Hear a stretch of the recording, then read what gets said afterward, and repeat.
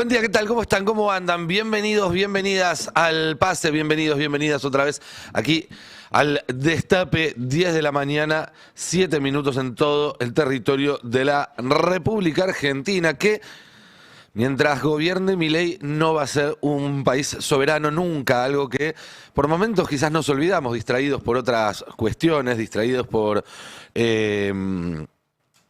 las urgencias de todos los días, pero lo cierto es que, aunque todos los días hay algo nuevo para mirar, lo que sigue sucediendo de fondo, como trasfondo, permanentemente, es ese proceso de entrega. Hablando de noticias que aparecen todos los días, ayer le apareció un nuevo escándalo a Adorni, lo descubrió Ari Lijalade, estuvo en el lujoso hotel Yao Yao en Bariloche a los 6 meses de asumir. Una pasadita porque todos los días le aparece algo nuevo a Adorni, lo dan vuelta y se le cae de los bolsillos un escándalo, y eso hace que todos los días estemos hablando de Adorni, nos distraemos con memes, nos distraemos con otras urgencias y nos olvidamos, insisto, aunque sea por un rato, que ya no vivimos en una democracia plena, porque ese es el punto. No es una dictadura tampoco. No lo es, pero tampoco es una democracia, porque los mecanismos y los poderes que nos dio la Constitución sirven hoy, con este gobierno, únicamente para darle una pátina de legitimidad a decisiones que se toman en otro lado. Y en cuanto a alguno de esos mecanismos, de esas leyes, de esos poderes del Estado dejan de servir, se lo descarta, se lo ignora, se lo pasa por arriba. Pareciera que para este gobierno el cumplimiento de leyes es optativo, pero de todas formas el gobierno sigue usando al Congreso para darle legitimidad a sus decisiones, algunas de sus decisiones. El cumplimiento de los fallos de la justicia, al parecer, para este gobierno también es optativo, pero el gobierno sigue usando algunos tribunales amigos para validar sus medidas. Lo cierto es que la Constitución no se cumple. Este es un gobierno que se acostumbró a no cumplir la Constitución y un sistema que incluye a la oposición, que incluye a los medios, que incluye a las empresas, que se acostumbró también a que el gobierno no cumpla la Constitución. Por ejemplo, hoy nos enteramos que Milei autorizó la entrada de tropas norteamericanas sin pasar por el Congreso, algo que explícitamente establece la Constitución que tiene que pasar por el Congreso. Pero un decreto publicado hoy, viernes 17 de abril de 2026, en el Boletín Oficial, dice: se autoriza el ingreso de medios y personal de las Fuerzas Armadas de los Estados Unidos de América para la participación del ejercicio de Daga Atlántica a llevarse a cabo en territorio argentino y en los espacios destinados para instrucción militar de la base naval de Puerto Belgrano. Insisto, esto debería pasar por el Congreso. El presupuesto debería pasar por el Congreso y no por la decisión exclusiva de Caputo, que decide qué partidas pisa y qué partidas libera. Bueno, no sucede porque en la Argentina no gobierna la Constitución. En la Argentina gobierna Trump, gobierna Bessent, gobierna el Fondo Monetario Internacional, que esta semana nos felicitó por haber aprobado la reforma laboral y la ley de glaciares, y ahora nos pide directamente una reforma fiscal y una reforma previsional. Esto es bajar las jubilaciones y bajar los impuestos. Vieron que esta semana Bullrich decía, el problema en el PAMI es porque bajamos los impuestos, ahora se va a acomodar, transparentando lo que nosotros venimos denunciando, que es no hay remedios, no hay comida, no hay plata, justamente porque le bajaron los impuestos a los más ricos. Bueno, el FMI manda que se sigan bajando los impuestos y se sigan bajando las jubilaciones. El gobierno lo va a hacer porque el neoliberalismo es en todo tiempo y lugar un fenómeno empobrecedor que utiliza el ajuste como una herramienta de disciplinamiento y al Estado como vehículo para el enriquecimiento de los que ya son ricos. Y justo cuando sale el FMI con este documento, el gobierno va ante la Corte Suprema a pedir que le habiliten esta reforma laboral, que está frenada porque es inconstitucional. Probablemente esta Corte Suprema, tomada también por el lobby empresario y por la Embajada de Estados Unidos, falla a favor del gobierno, demostrando una vez más que en la Argentina ya no rige la Constitución. Hoy vence también el plazo para pagar la ley de financiamiento universitario. Ya hay un fallo de segunda instancia que obliga a hacerlo.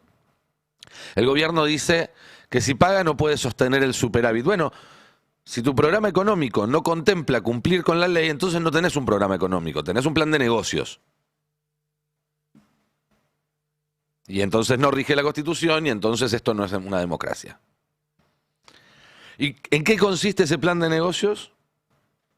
Consiste en saquear, consiste en pillaje, consiste en dejar tierra arrasada directamente. Y vaya si lo están logrando. Ayer un compañero nuestro, Juanma Romero, en Palo y Zanahoria, fue a un comedor en Lomas de Zamora a escuchar a la gente que va a buscar comida ahí. Un gran laburo. Y lo que encontró es esto, testimonios de tierra arrasada. ¿Hace cuánto te quedaste sin laburo, compañero? Y ya como 3 meses, 4 meses. ¿Y a qué te dedicabas? Construcción. El rubro de la construcción, recordemos, uno de los más afectados por el gobierno de Milei, que cortó a cero la obra pública.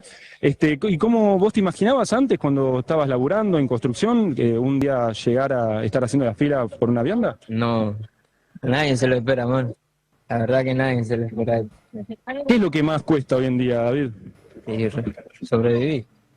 Sobrevivir todo el día a día. Te agradezco mucho, compañero, ¿eh? Suerte. ¿Qué tal? Buenas tardes. Y lo que más cuesta es sobrevivir el día a día, 4 meses sin laburo. Alguien además que llega sin resto, obviamente, no es que tiene con qué bancar esos meses. Y además la perspectiva de que la cosa no va a mejorar. Escuchemos otro testimonio del trabajo de Juanma. Nos hablaba de los recortes, el ajuste, el aumento. En ese sentido, ¿qué tuvo que recortar en casa? Y en casa todo. En casa, yo si a mí no me donan la leche en polvo, yo mi nene no toma leche. Le recorté yogur, lo más esencial para darle el alimento a una criatura, ¿no? La leche. El crecimiento. La leche, lo esencial, la comida. A veces la comida no podemos. Imagínate todo lo que recortás antes de recortarle la leche a tus pibes. La leche en polvo, además. Todo el proceso en los últimos años, que obviamente no empezó en diciembre del 23, pero que sin ninguna duda se agravó muchísimo. Pero todos los sacrificios, todas las decisiones difíciles que hay que tomar hasta llegar al punto de decir, si no me donan leche en polvo, no le puedo dar leche a mis pibes. Porque no es solamente una cuestión puntual, es una vida que está absolutamente tomada por la crisis. Te despertás en crisis, te vas a dormir en crisis y en ningún momento durante todo el día podés sacarte eso de la cabeza. Así vive hoy la gran mayoría de la Argentina, en un estado de malestar permanente, de crisis permanente, de estar todo el tiempo tapando agujeros, apagando incendios, corriendo atrás de deudas. Y en el gobierno no tienen la más puta idea de eso. No tienen idea cómo vive la gente. Viven en otro planeta. Lo ignoran absolutamente, eso no es una excusa, al contrario, agrava la situación. Pero Milei ni se imagina la vida que tienen millones de argentinos todos los días y todas las noches a causa de las decisiones que tomó este tiempo. Hay una especie de disforia, de distancia entre quienes ejercen la responsabilidad del Estado y también muchos medios de comunicación, ni hablar de los grandes empresarios, y la vida de los argentinos, como si fueran dos dimensiones distintas que no se tocan. Y esto no es privativo solo de un partido, es un problema de esta época, es bastante generalizado, pero Milei lo lleva a un extremo. Milei lo lleva a un extremo que no conocíamos hasta ahora. Lo noté en estos días mirando la tele, ayer también lo hablábamos a la tarde en el pase. TN y La Nación, que están peleados ahora con el gobierno, claramente, salieron a hacer móviles a la calle. Antes no hacían porque los móviles dan 9-1. 9-1 en contra del gobierno y muchas veces incluso los testimonios a favor del gobierno dicen, estamos peor, no creo que vayamos a mejorar, pero nunca te voy a votar un peronista. Pero lo que me llamó la atención, más allá del resultado de esta especie de testeo de opinión pública silvestre, que es poner 4 o 5 móviles de canales distintos en una estación de tren todo el día y ver todo lo que dice la gente, y está claro qué es lo que dice la gente, es la distancia entre la pregunta de algunos mobileros y mobileras, sobre todo en La Nación Más, en TN, con las respuestas de la persona. Presten atención, por ejemplo, a estas notas de La Nación. ¿Qué tal? Buenas noches. ¿Llegan a fin de mes? No, No llegan, cuesta mucho, ¿no? muchísimo, sí. ¿En qué día del mes se acaba la plata? 15, 16, dependiendo del gasto del mes. Depende mucho el gasto del mes. ¿Y tuviste que restringir algún consumo? Todo, olvídate, desde los lujos de salir, lujos, digo, no hoy, que no es un lujo salir a comer afuera, debería ser algo normal para cualquier laburante. Pero sí, salir a comer afuera, cambio de marcas, buscar precios, ya no compro en la carnicería de la esquina, si tengo que hacer 3 kilómetros caminando lo hago, pero bueno, es lo que hay. ¿Y te tuviste que restringir quizás algún consumo que antes te lo podías dar tranquilo, un gusto, algo de eso? Sí, Por ejemplo, ¿qué cosas? y salir a pasear con los chicos, bueno, el tema del viaje, sí. ¿Cuánto te cuesta viajar para llegar al trabajo? Poner que gasto 40, 50 al mes. Es un montón, ¿no? Sí. Entonces los gastos que te tuviste que reducir son los que tienen que ver con los paseos, todo eso, ¿no? Sí, el tema de la comida también, hay muchas cosas, sí. Elegir segundas marcas quizás. Y tercera. ¿Se tuvieron que restringir algo que por ahí antes un gustito que se daban que ahora se lo tuvieron que restringir? Sí, un montón de cosas. ¿Cómo qué? Por ahora. Y el tema de la comida, la salida, todo eso ya no se puede hacer ahora hoy en día. Pero bueno, siempre positivo a todo. Ya va a cambiar todo. ¿Te tuviste que restringir en algún gasto, algún gusto por algo que te dabas antes y ahora ya no podés? Sí. Como por ejemplo qué? Y comer algo a la salida del trabajo, Claro, tomar algo. claro. No. Algo que por ahí antes se hacía y ahora ya no. No, Claro. ¿Y en qué momento del mes ya te quedas sin plata? ¿En qué día? ahora. Ahora, claro. No se Sí, puede, claro, tengo que pedir prestado. claro, claro. ¿Y ahí crece la deuda o cómo haces con eso? No, trato de pagar a tiempo y así me siguen prestando. ¿Llegas a fin de mes? No, que vamos. ¿Cuesta mucho? Sí, cuesta muchísimo. ¿Y te tuviste que restringir en algún consumo, en algún gasto? Sí, carne, no se come carne. Pollo. ¿Y en salidas algo de eso? No, si no salimos a ningún lado. Se alcanza para comer y para vestir a los chicos, nada más. ¿Y el transporte también? Sí, carísimo, carísimo. Entre el 15 y el 20 ya no tengo más plata. ¿Tuviste que recortar algún gusto que te dabas, algún gasto, algún consumo? Sí, salidas a comer afuera ya no, ropa ya no, o sea, nos arreglamos con lo que tenemos. Y bueno, gustos no, o sea, lo que cobramos es para lo necesario, para los gastos de comida, impuestos, gastos del colegio, solo eso, y ni así llegamos.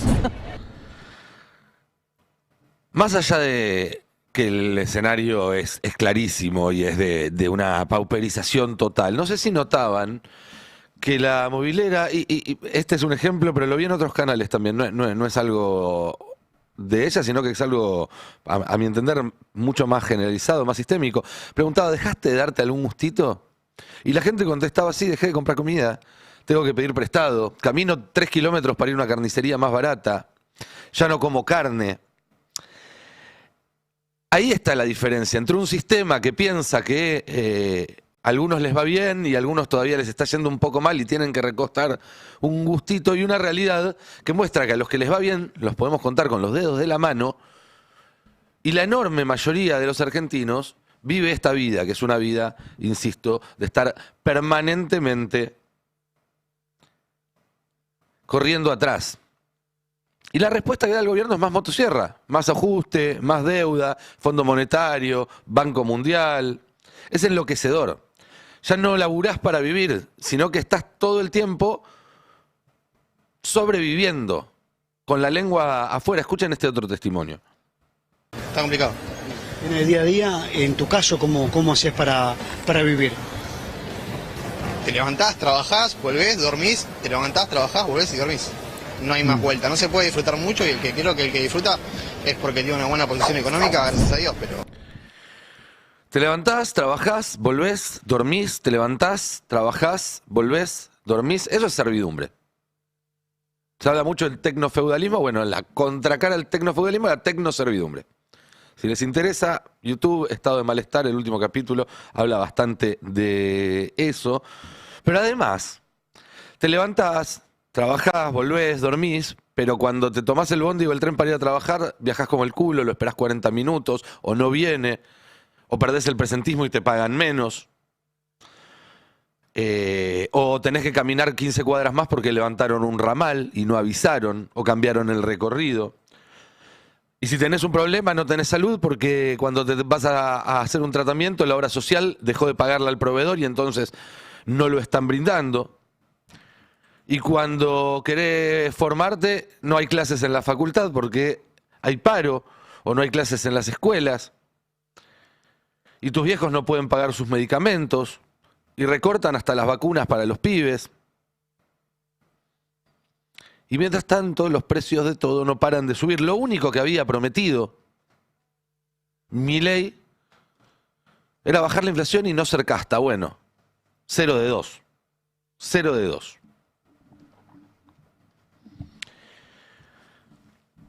Y además Milei no va a cambiar, no va a modificar su postura. Lo dice cada vez que habla. Es decir, en condiciones normales, un gobierno, incluso tan malo como el de Milei, todavía estaría a tiempo de acomodar todo y llegar a la elección con un escenario que no sería bueno para el país, pero sí de cierta tranquilidad, calma o bienestar que puede redundarle en mayores votos. Pero Milei no lo va a hacer. Ya avisa que no lo va a hacer, que va a morir con las botas puestas. El problema es que nos va a matar a todos con las botas puestas también.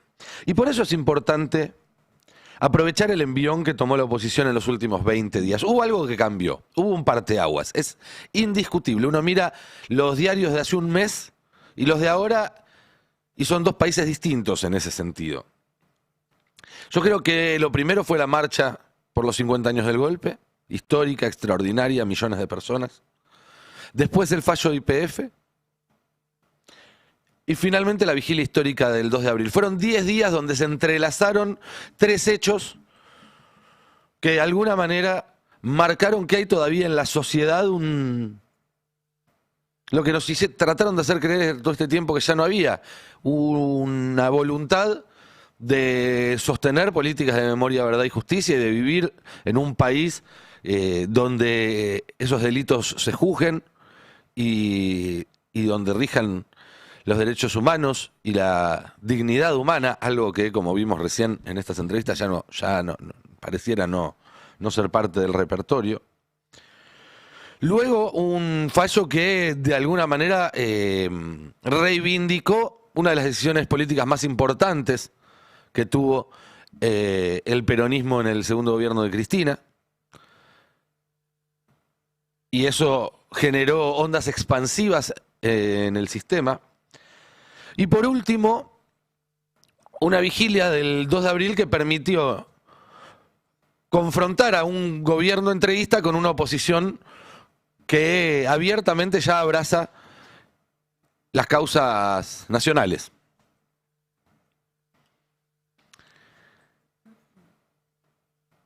Y a eso se le sumó, obviamente, el olfato de que, como se dijo en algún momento, hay 2027, de que el peronismo puede ser una alternativa competitiva en las elecciones, algo que, a mi entender, prematuramente durante los primeros 2 años del gobierno de Milei, muchos decían, no, ya está, va a reelegir y demás. Uno no entra a la cancha pensando que va a salir perdiendo. Y la idea de que el gobierno puede chocarla de nuevo en cualquier momento y que cada vez le va a costar más conseguir de esos rescates que lo mantuvieron a flote hasta ahora. Porque está claro que el gobierno solo se mantuvo a flote hasta ahora porque lo rescataron. Primero el FMI, después Besen, Trump y demás. Bueno, en ese contexto, el único precandidato real, competitivo que tiene el peronismo hoy es Axel Kicillof. No lo digo como algo bueno, sino es una descripción de la realidad. De hecho, probablemente sería mejor si hubiera más candidatos en esas condiciones. Pero lo cierto es que no lo hay. No lo hay. Uñac es un dirigente valioso, es un tipo con experiencia de gestión, es un tipo también que no representa una posición mayoritaria hoy dentro del peronismo, como se vio hace días nomás cuando se discutía la ley de glaciares, donde la posición de Uñac era muy minoritaria dentro del bloque peronista. De nuevo, no estoy diciendo que una posición es buena y la otra es mala, simplemente estoy describiendo una realidad. Ni hablar de que es una persona que en las encuestas no mide, digamos, hoy no tiene votos para ser un candidato competitivo. Quizás más adelante, hoy no los tiene. Y eso es algo además que te dicen incluso los que forman parte de su armado. Él ahora lo que está buscando es reposicionarse, él quiere ser una figura pensando en un futuro largo, él es un tipo joven, no está pensando en 2027 encabezar una fórmula competitiva. Juan Grabois, que se lanzó acá en el Destape esta semana, tiene 1,5 millones de votos para mostrar. De las PASO 2023, dice, yo me presenté con mi carita, puse mi nombre, 1,5 palos de votos. Es un montón. Ahora, él también sabe que una parte sustancial de esos votos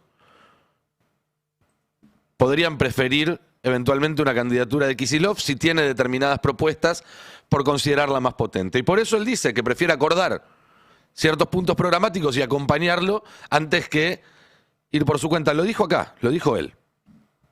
Massa, otro tipo importante, que va a jugar un rol, sin ninguna duda, en el próximo gobierno peronista, pero que también desapareció el día después del balotaje y volvió a aparecer la semana pasada.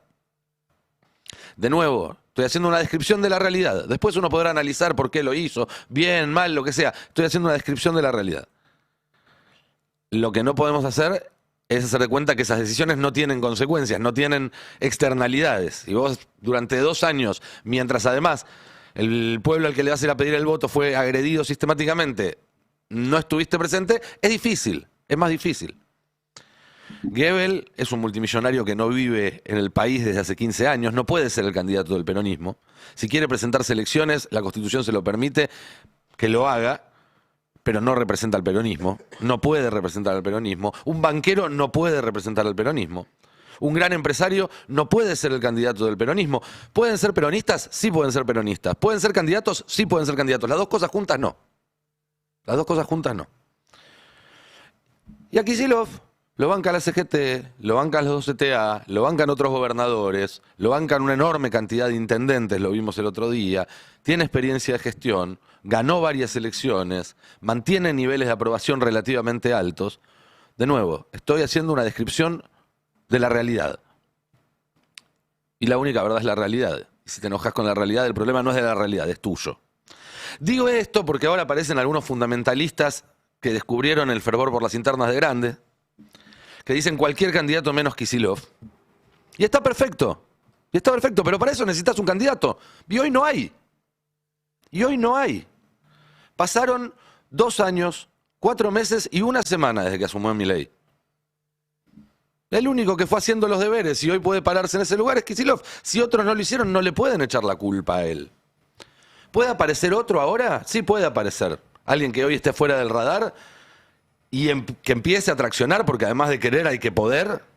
Sí, es una posibilidad. E insisto, hasta es una posibilidad que puede enriquecer al peronismo. Ojalá suceda, bienvenido sea. Lo que no podemos hacer es esperar hasta las horas previas al cierre de listas a que aparezca un pase de magia que resuelva todo. No tenemos tiempo para eso. Hay que empezar a trabajar ya en una propuesta creíble y nítida, asociada a un candidato creíble y con capacidad de ejecutarla. Ahora, no 10 horas antes del cierre de listas en 1 año y 2 meses. ¿Por qué? Porque Milei no está esperando para avanzar en contra de la Constitución, en contra de la democracia, en la entrega del país, en el robo, en el saqueo. Y respecto, para terminar y charlar de este tema en la mesa, porque me parece que da para discutirlo, respecto a los que hablan ahora de hacer acuerdos amplios y generosos, algo que siempre es deseable en política. Yo no conozco ningún político que diga hay que ser sectista y minoritario. No existe eso. Pero uno tiene que leer, si tiene 2 dedos de frente y es un poco pillo esa arenga, entre líneas, e interpretarla como lo que es, y que no está mal, que es un pedido para que le abran la puerta a algún conchavo, a algún carguito bajo la sombra de un armado más grande, que ya existe. Que ya existe. Ese frente amplio, generoso y demás se llama peronismo. Para simplificar, aunque es más que eso, tiene cientos de intendentes, tiene media docena de gobernadores, tiene más de 20 senadores, tiene más de 90 diputados. Y ese número podría incluso incrementarse hoy. Si Pichetto, por ejemplo, va y firma un papelito que dice que pasa a ser parte de ese bloque, en vez de quedarse con su bloquecito para hacer negocios. Es decir, si querés hacer un frente generoso, amplio, con todos adentro, vení, sumate al bloque. Pasamos a hacer uno más y todos contentos. Porque una cosa es el biribiri y otra cosa es lo que haces con el culo. Bueno, bienvenidos todos los que se quieran sumar. Pero acá hay un país con un quilombo enorme que resolver, hay una elección en 1 año y medio que hay que ganar, y todo lo que no sume a resolver los quilombos que tenemos y a ganar esa elección, hoy juega para Milei. ¿Qué tal? Buen día, ¿cómo están? ¿Cómo va? Sí, ¿cómo va? Bueno, empiezo por el final, el tema de la interna del peronismo que se está exponiendo ahora en Madrid, ¿no?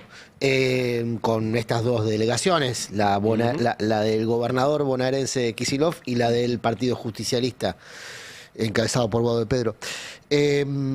Yo usaba la figura el otro día de los hermanos que se pelean por quién tiene más papas fritas en el plato, y ya me hinché los huevos, como padre me hinché los huevos. En cualquier momento le saco la papa frita a los dos. Ya está, me eché la pelota. O sea, estoy tratando de interpretar en mí lo que me imagino debe ser el sentimiento de muchas personas cada vez que nosotros hablamos de esta interna.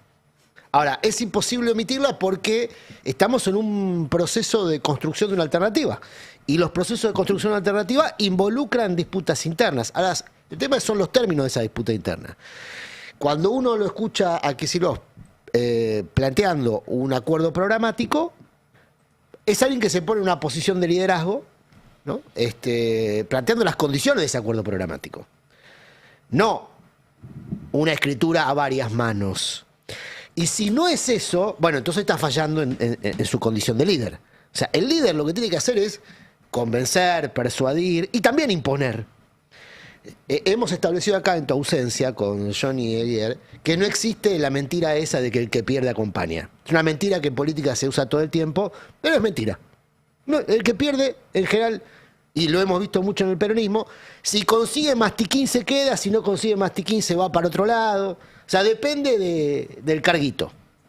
Acompaña si tiene cargo. Si no tiene cargo se va a buscar carguito a otro lado. Eso es lo que pasa. A mí no me gusta, pero es lo que pasa. Y es lo que está buscando ahora Pichetto, que no tiene votos, pero tiene sponsors importantes. Por eso es que lo vemos tan presente en los medios de comunicación, que en general vive gracias a los sponsors. Bueno, en muchos casos se comparte sponsor en medio de comunicación con Pichetto o con Moreno, que también tiene sponsors importantes. ¿Qué quieren esos sponsors? ¿Quieren una construcción alternativa a Milei? Pongamos por caso el Grupo Techín, que es un gran sponsor transversal de la política, y particularmente de Miguel Ángel Pichetto. ¿Qué quiere Techín? ¿Quiere que Milei deje de ser gobierno ya? Daría la sensación que no, porque de hecho está integrado al gobierno Techín, tiene funcionarios en este gobierno, y gana mucha plata en Vaca Muerta, donde ayer estuvo Adorni, por ejemplo. Sí. Adorni estuvo en un emprendimiento petrolero y gasífero de Techín.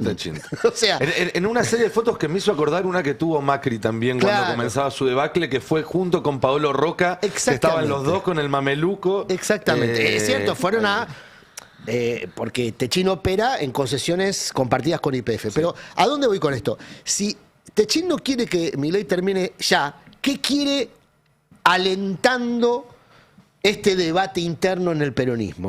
¿Que se construya una alternativa o erosionar las posibilidades del peronismo para que sea una alternativa? Yo lo que entiendo que habló claro. Pichetto con Cristina y el otro día Monzó y Massot con Kicillof es, bueno, nosotros hacemos una construcción del peronismo o el panperonismo por derecha que le pueda sonar atractiva a gente que se va desencantando de Milei y que no va a votar a Kicillof porque le parece que no es de izquierda. O bueno, discúlpame, ustedes lo están analizando desde la política. Esta semana fue la cumbre de la AmCham, la cámara que representa el interés de las empresas de Estados Unidos. Y la conversación en los pasillos de los ejecutivos, de los gerentes, porque hay pocos empresarios, la mayoría son empleados de las empresas, era, bueno, hay que consolidar lo que se hizo. Argentina no tiene que dar un paso atrás.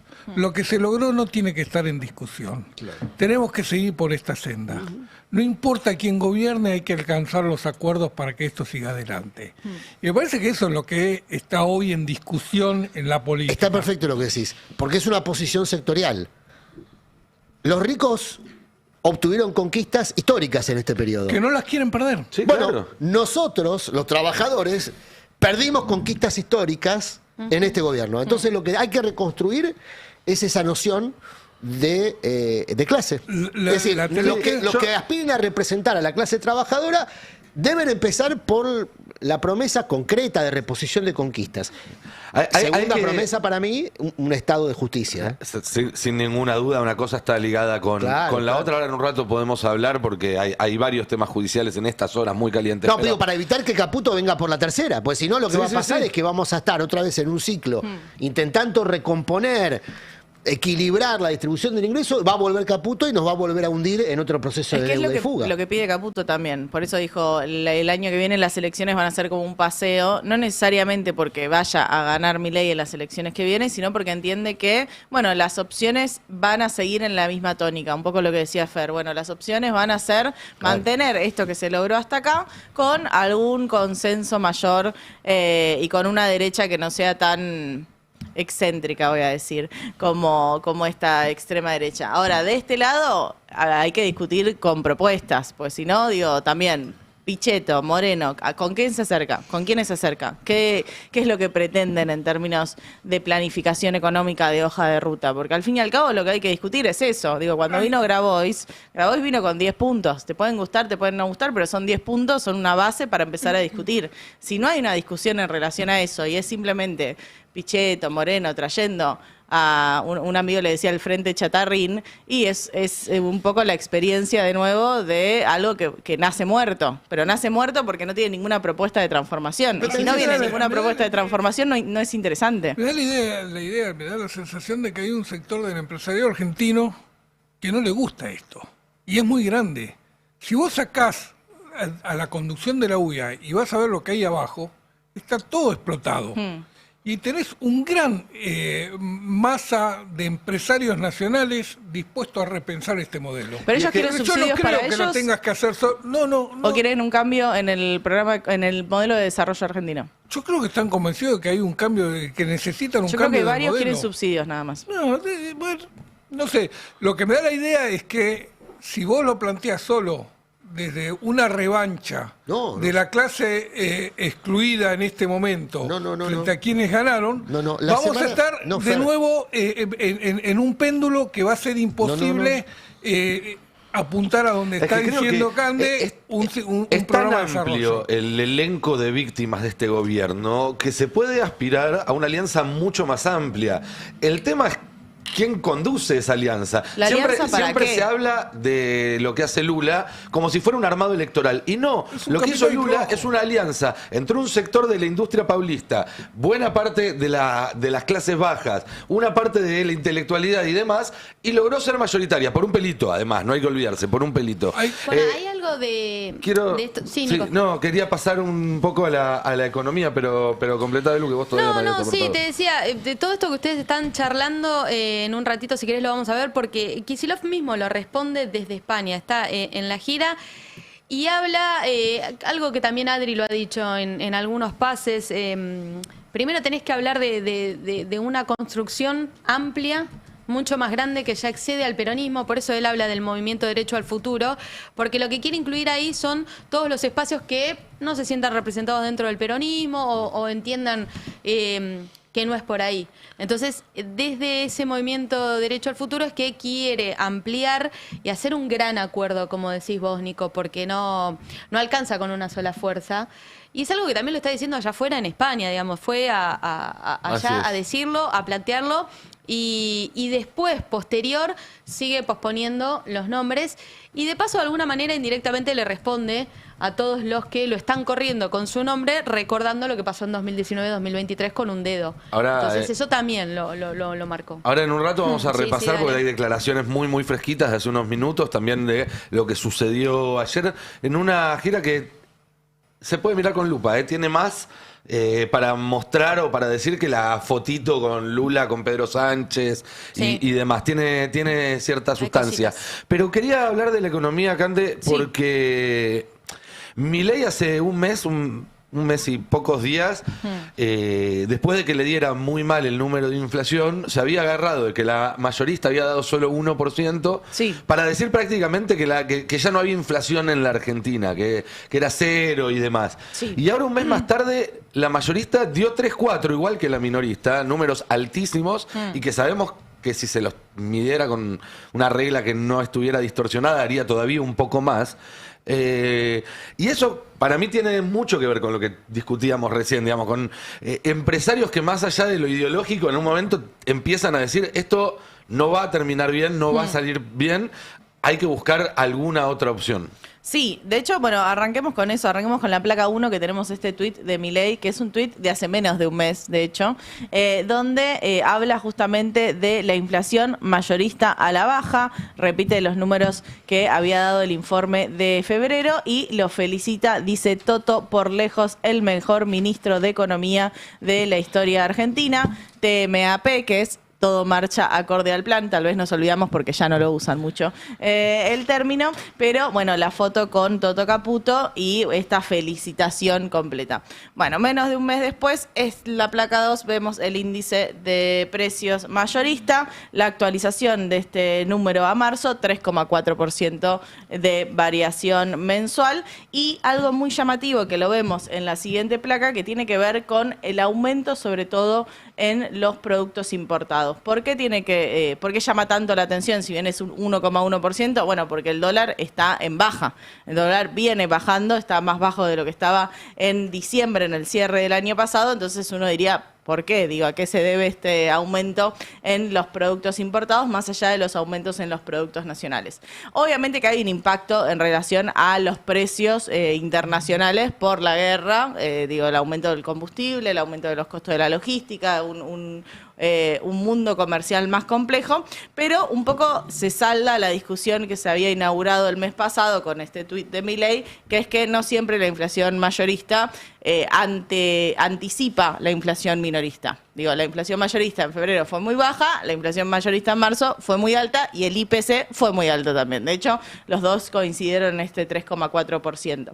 Entonces, bueno, no quiere decir que abril vaya a tener necesariamente un 3,4%. Evidentemente la línea de formación de precios no es tan directa ni tan lineal, ni mide exactamente lo mismo, pero marca un sendero de inflación muy ascendente, un salto en la inflación de los insumos que, bueno, hay que ver si se traduce o no en precio de góndola, obviamente en un contexto muy recesivo, en un contexto, lo escuchábamos al principio en tu editorial, donde la gente está recortando hasta en la comida porque no puede llegar a fin de mes. Tuve que hacer una selección, porque si no se me quedaba de 2 horas el editorial. Pues siempre ustedes ven, nosotros pasamos todos los días acá 2, 3 testimonios que hay en la tele. Ahora los vemos de a 20, de a 30. Sí. Ayer veía uno, por ejemplo, en la estación que se acerca a entrevistar a una señora y la señora no estaba ahí para tomar el tren, sino que era el punto de encuentro para encontrarse con alguien a quien le vendía su campera, una campera. Sí. A cambio de, uno se imagina que 20 lucas, 30 lucas, mucho más que eso no, para llegar a terminar el mes, y el entrevistador le pregunta, y ella dice que desde hace 2 años viene haciendo esto. Imagínate, lo decía en el editorial, todos los meses abrir el placard y ver qué podés vender para llegar. Imagínate todas las decisiones que tuviste que tomar hasta el momento en el cual ya decís, pasó esto en la Argentina. No tengo leche para darle a mis hijos. Es decir, uno se queda con el final de esa historia que está en el testimonio. Pero lo que se pierde es la historia de cada individuo que para llegar a dar ese testimonio pasó por 1000 privaciones, por 1000 decisiones de mierda, por 1000 situaciones de angustia, de decepción. Es realmente agotador vivir Quiero así. enfatizar esto de que ya pasó porque los clubes de trueque, bueno, por ahí tenían más visibilidad porque pasaban en un espacio en particular, ¿no? Hoy en día, generalmente estas cosas se manejan por redes sociales, marketplace, grupos justamente de, muchas veces compra y venta, pero también de intercambio directamente, como funcionaban los clubes de trueque. Digo, todavía falta porque hay una cuestión donde también la policía de la ciudad, por lo menos acá en la capital federal, bueno, levanta todo el tiempo las ferias, que donde a veces funciona medio esta lógica de trueque, pero es la antesala de lo que ya vivimos con el estallido del 2001, que tiene que ver en, bueno, las estrategias para sobrevivir. No tengo plata, ya tengo todo el trabajo que puedo tener, no me dan más las horas del día, bueno, empiezo a ver qué puedo liquidar dentro de mi casa. Un aporte. Navarro dijo varias veces esta semana que socialmente el plan de negocio ya estalló. Sí. ¿No? El programa de gobierno, Sí, el plan de negocio ya estalló. Y se verifica en todos estos testimonios, los que también repasábamos ayer. Es una estación en cámara lenta. Es otro formato distinto al del 2001 porque hay condiciones particulares de esta época. La tecnología habilita esto que cuenta Cande, ¿no? Que el trueque se haga a través de WhatsApp, no de modo físico. Pero de todas formas, el estallido social ya está ocurriendo. Sí, te sumo acá un comentario del chat que dice, en Posadas, Misiones, ya hubo 2 ferias de trueque. Claro, claro. Por eso, algunas escenas vamos a ver que nos resulten familiares, otras no. Para mí la mejor demostración es que Caputo está preparando su operativo de saqueo de salida. Que es esto que se está anunciando a estas horas, de un endeudamiento, hay quien lo fija en 5.000 millones, 6.000 millones, 10.000 millones, con un mecanismo, Fer tiene seguramente más herramientas para explicar lo que yo, con un mecanismo que ya vimos también en otros procesos de salida, la fuga del final sería, o la estampida. El saqueo y fuga del final. Caputo viene de endeudar a la Argentina al 9% por 300 millones de dólares, que era un testeo. ¿A cuánto le habilitaban la tasa? Y la tasa fue 9%, ¿está bien? 9,14. 9,47. 9,47. Una tasa altísima. No hay negocio legal que ofrezca esa tasa, ¿sí? El narco y Caputo. Más o menos, esos son los parámetros. Ahora, está hablando, eso fue el testeo de la tasa. Entonces ya sabe a qué tasa le podrían tomar deuda. Hoy se publica que la deuda que le promete el Banco Mundial y el Fondo Monetario en un acuerdo conjunto de 3.000, 4.000 millones se va a usar como garantía. Es una tasa más baja, ¿no? La que ofrece como tasa de deuda el Banco Mundial o el Fondo Monetario. Pero no va a quedarse con esos dólares. Lo va a usar como garantía para hacer el negocio del que participa Caputo. Para pedir más dólares. Exacto, sí, pero para pedir más dólares a tasa más alta en el mercado de crédito. No será el mercado internacional, será el mercado local, pero que es el negocio de Caputo, ¿se entiende? Es decir, en vez de agarrar la plata porque necesita para pagar vencimientos en junio, va a ir a un proceso de endeudamiento más caro porque él participa de ese negocio. Hay particularidades, ¿no? Siguiendo tu razonamiento. Caputo va a obtener, se supone, entre 3.000 y 5.000 millones de dólares del Banco Mundial, el Banco Interamericano de Desarrollo y la Corporación Andina de Fomento, que va a usar como garantías para que los bancos comerciales le presten todos los dólares que necesita para afrontar los vencimientos de capital de este año y del año próximo. Un nuevo repo. Un nuevo repo. Ese repo va a tener una tasa menor de la que obtuvo en los repos anteriores porque tendría esta garantía. Pero ¿sabes lo que pasa? El inversor que tiene bonos argentinos, el que va a cobrar esos dólares que van a usar el repo para pagar los intereses y el capital, lo que ve es que queda la cola de los acreedores privilegiados.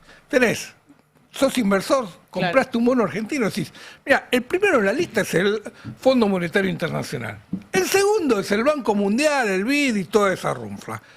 Y ahora me metieron a los bancos comerciales en el medio, que tienen deuda privilegiada que van a comprar antes que nosotros. Por lo tanto, mi bono no vale nada. Y si mi bono no vale nada, el riesgo país sigue siendo alto. Y si el riesgo país sigue siendo alto, vos no tenés capacidad de financiarte. Y si el país no tiene capacidad de financiarte, las inversiones, todo lo que te prometen, sigue siendo todo discurso. ¿No renunciaron ya a bajar el riesgo país? ¿No se resignaron ya que el riesgo país no va a bajar? Es que, Porque yo escucho es Caputo que el riesgo país tiene una lógica que este gobierno no la quiere pagar. El riesgo país, los inversores, los que manejan ese negocio, te dicen, acepta pagar una tasa un poquito más alta en una colocación internacional que nos muestre a todos dónde estás parado vos y a partir de ahí vas a poder bajar la tasa de interés y el riesgo país. Es lo que hicieron todas las demás economías, es lo que le funcionó a todo el resto del mundo. No nos venga con otra historia porque este es la cancha donde nosotros jugamos el partido. A vos no te puede gustar, Adrián, vos podés creer que es parte de un saqueo mayor. Pero no es una cuestión de fe. ¿Eh? Pero digo, son evidencias concretas. Hace 24 horas, la causa que estaba archivada sobre el mismo negociado que se propone hacer Caputo, cuando lo hizo en el gobierno de Macri, se reabrió. O, mejor dicho, llegó a Cámara para ver si se reabre o no se reabre. ¿Cómo era ese negociado? Recordémoslo, porque es algo que pasó y está impune, pero pasó. Un proceso de endeudamiento, aprovechando las circunstancias de un país desendeudado. Recordemos que Caputo endeudó en Argentina en 100.000 millones de dólares, no solamente los 50.000 millones del fondo, también 50.000 millones del sector de los fondos privados. De los fondos privados. Ese proceso de endeudamiento tuvo participación de consultoras y bancos donde trabajó el propio Caputo y su mesa chica, estaba Bausil y toda la banda que está ahora. Perdón, termino con eso. Se abrió, cobraron comisiones por eso, cobraron plata, hicieron operaciones económicas favorables a ellos mismos y la deuda le quedó al país. Totalmente de acuerdo. Bueno, se abrió una instancia judicial que quedó impune. Ahora, como hay una disputa judicial por los cargos vacantes y están disputando a ver si ponen a la esposa del hijo, a la mujer de Martínez de Giorgi, al primo de Maíque, como están disputándose los puestos judiciales, entonces hay algunas causas que de repente avanzan. Por ejemplo, esta. Ahora, a mí lo que me interesa no es esta justicia no haciendo justicia, sino disputándose negocios a través de expedientes judiciales. Lo que me interesa es que el proceso que ya vimos se está repitiendo ahora y que vos lo explicás muy bien en los términos del mercado. Pero no es que yo creo que detrás de esos términos del mercado hay un negociado. Lo hay. Digo, vos vas a hacer negocio en cualquiera de las dos estructuras financieras que tomes. La legal o la otra. Si querés ir por el lado este de la garantía de los bancos contra el repo de los bancos comerciales, vas a hacer un negocio. Si querés salir al mercado con la colocación del bono, vas a hacer otro negocio. No hay ninguna duda que en cualquiera de los dos Caputo algo se lleva. Caputo no hace beneficencia, eso está claro. La etapa final del saqueo en los términos de Caputo. A eso voy yo. De hecho, se está hablando de una gran renovación de gabinete. Sí. Justamente Ahora, por eso. cada vez que Caputo, así como lo vimos la última semana, que Bullrich cada vez que salía a hablar le preguntaban por Adorni, cada vez que Caputo se sienta en un lugar le preguntan por los vencimientos. Y es lo que volvió a pasar esta semana. Me parece que acá, sin sacar la discusión de los vencimientos, me parece que lo que pasó esta semana es algo mucho más interesante para analizar, que es que el Fondo Monetario lo corrió por izquierda y lo obligó a Milei, a toda administración de Milei, a hacer cosas que no querían hacer. Ayer el Banco Central volvió a bajar los encajes y volvió a fijar una tasa de política monetaria. Lo hace en los términos libertarios, ¿no? Es decir, todo escondido, medio sucio, en vez de ponerte la cosa, tenés que sacarla. Pero hizo lo que le pidió el Fondo Monetario Internacional. Y eso va totalmente en contra de lo que dijo Milei esta semana en el encuentro con los empresarios, con los ejecutivos de ANCHAM, cuando dijo, me voy a atar al palo del Macri y voy con la ortodoxia. No entendió igual yo, porque si te atás al palo es para escuchar a la sirena, no para no escucharla, pero bueno, no importa. La cuestión es, ayer el gobierno hizo todo lo que Milei dijo que no iba a hacer. Se tiró a chapar con las sirenas en el mar. Lo que yo estoy planteando es que es un gobierno que está de salida en sus términos por lo menos fundacionales, incluso conceptuales. Bueno, eso es una crisis de magnitud. Sí, sin duda.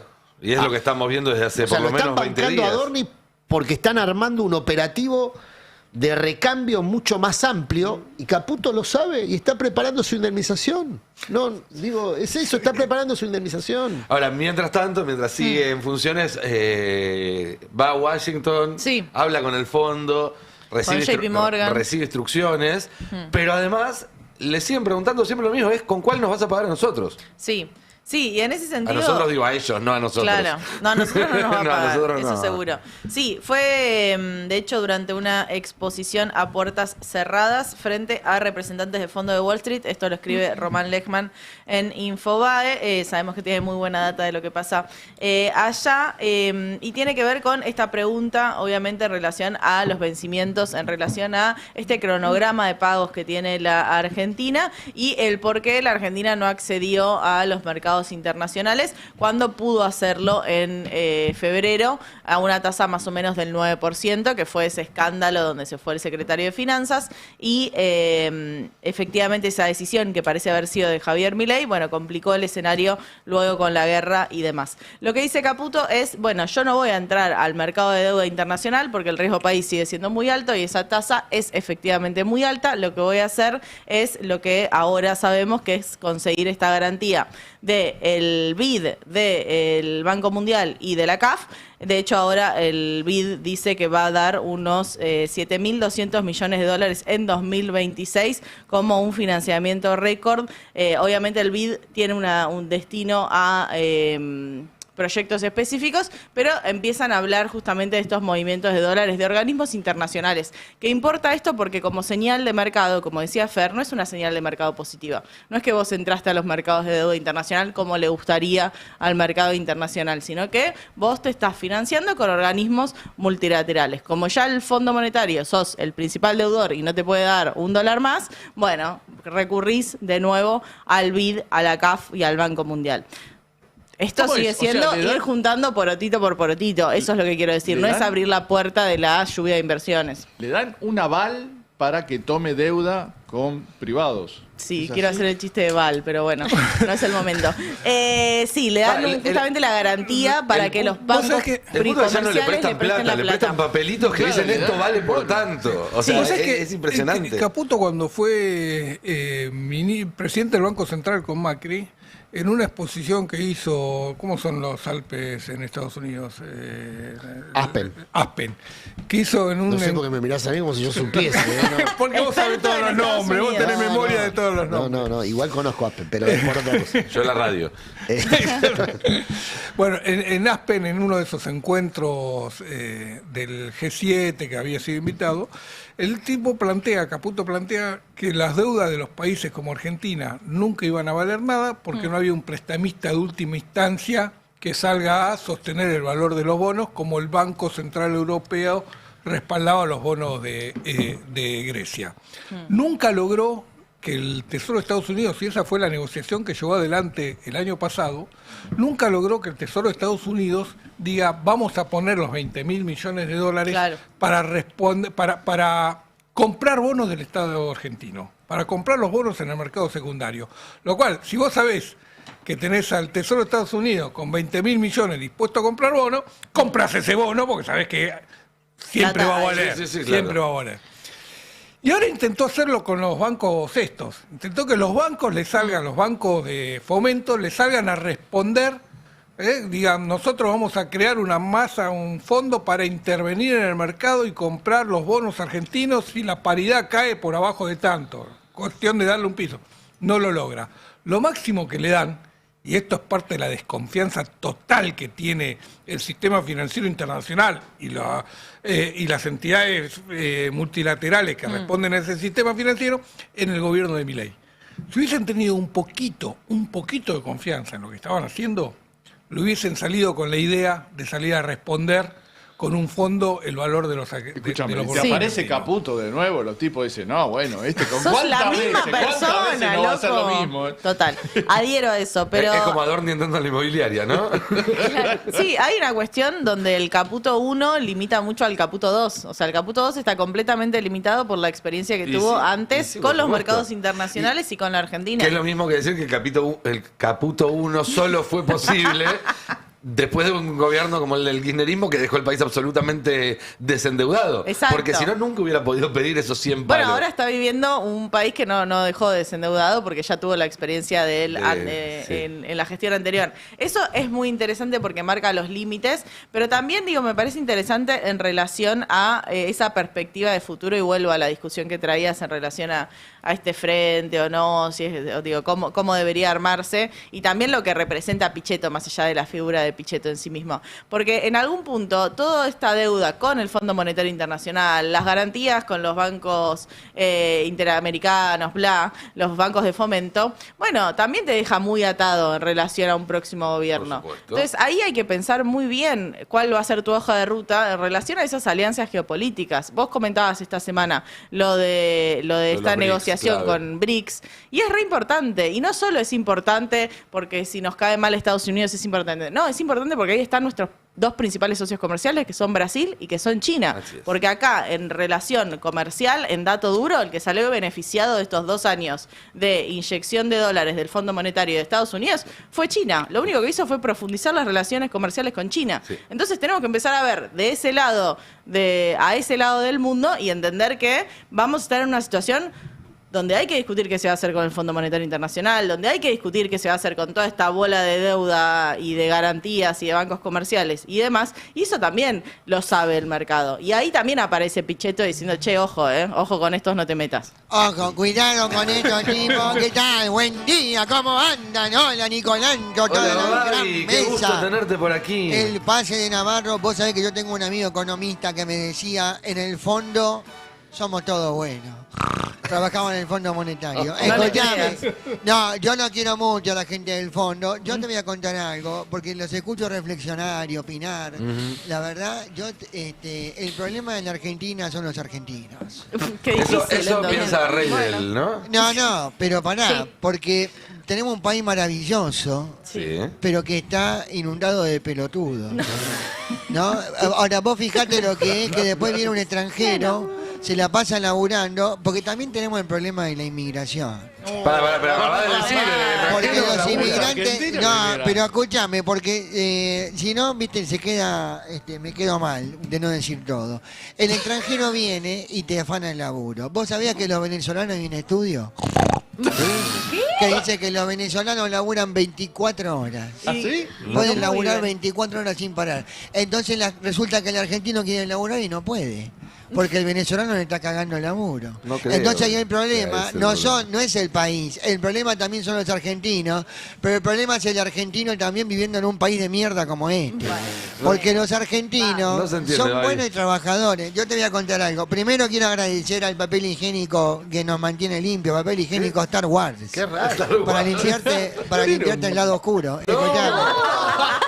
No, pará. Hoy la fidelidad solo se encuentra en los equipos de sonido. Vos fijate que el argentino garca, es infiel. Hasta en los partidos políticos hablan del Fondo Monetario y el problema que tiene la Argentina son los peronistas. No es el fondo. No, Gaby. Pero también, porque vos fijate que un peruano te roba en la esquina y después te roba el yanqui que te mete una deuda tremenda. Entonces nos roban los yanquis, nos roban los peruanos, nos roban los perucas, los venezolanos, nos roban los del PRO. Y ahora también el boludo de Adorni, que falta que se ponga a vender carne de burro en la esquina para cogerte del todo. ¿Vas a hacer una gira? Yo le voy a decir. ¿Ustedes comiste carne de burro alguna vez? No.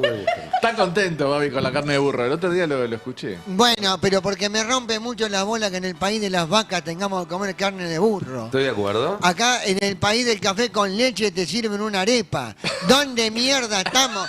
Chicos, yo me mareo. Yo camino por las calles, yo no sé si estoy en Colombia, en Venezuela, en Perú, en Bolivia, en Brasil. Ahora los brasileños que vienen y te tiran la guita en la jeta, te dicen, argentino, jodete, vengo de Brasil con los reales y me compro todo. Y ahora con el dólar a 1.400 el brasilero se quiere morir. Ellos que son todos macacos, no digas. encuentran la banana con descuento. Escuchame, hace muchos años yo tenía un amigo que se acostaba con la cuñada para tener sobrinos. ¿Qué No, porque son técnicos. Así está el gobierno, chicos. Pero tengo el espacio vendido. Me acompañan, tengo que vender algo. Navarro sabe que vos estás usando esto para pasar Obviamente. No, por eso vengo. Cuando no viene Navarro. Corralón el Zombie. Busquen Corralón el Zombie en Instagram. Corralón el Zombie, mármoles, floreros, pelo, mortaja, lápida, urna, bronce al por mayor y por menor, flores de plástico, mausoleos, esculturas, Corralón el Zombie, fotos antiguas, dentadura postiza, diente de oro y diente de madera, esqueleto, hígado, riñones, córnea, corazón, intestino, venía el Zombie y encontrar de todo Ruta 8 pegadito al cementerio de San Justo. Buenísimo. Esta semana 2x1 en leña de roble, chicos. Hay que hacer un asadito, Corralón el Zombie. Y paren, porque tengo uno que les va a encantar. Están ansiosos como Fernando Alonso, que llegue el fin de semana. Ansioso, estás esperando una encomienda. Mirá para arriba. Guarda con el paquete. Una empresa discreta guarda con el paquete, evita los trámites de aduana. Nuestras avionetas de última generación te garantizan el envío puerta a puerta. Guarda con el paquete, buscarnos en Instagram. No hacemos preguntas, no figuramos en ningún lado. Si nos agarran, nosotros no te conocemos. Guarda con el paquete y paren. Tengo uno más que también para los oyentes del Destape, los mandriles, pañales torta negra. Ay, no. Excelencia y calidad. Presenta su nuevo producto Selva Negra. No. 72 horas de resistencia para todo el fin de semana. Te compras un pañal 3 días con eso. Mirá vos. Bien ahorrativo. Pañales Selva Negra.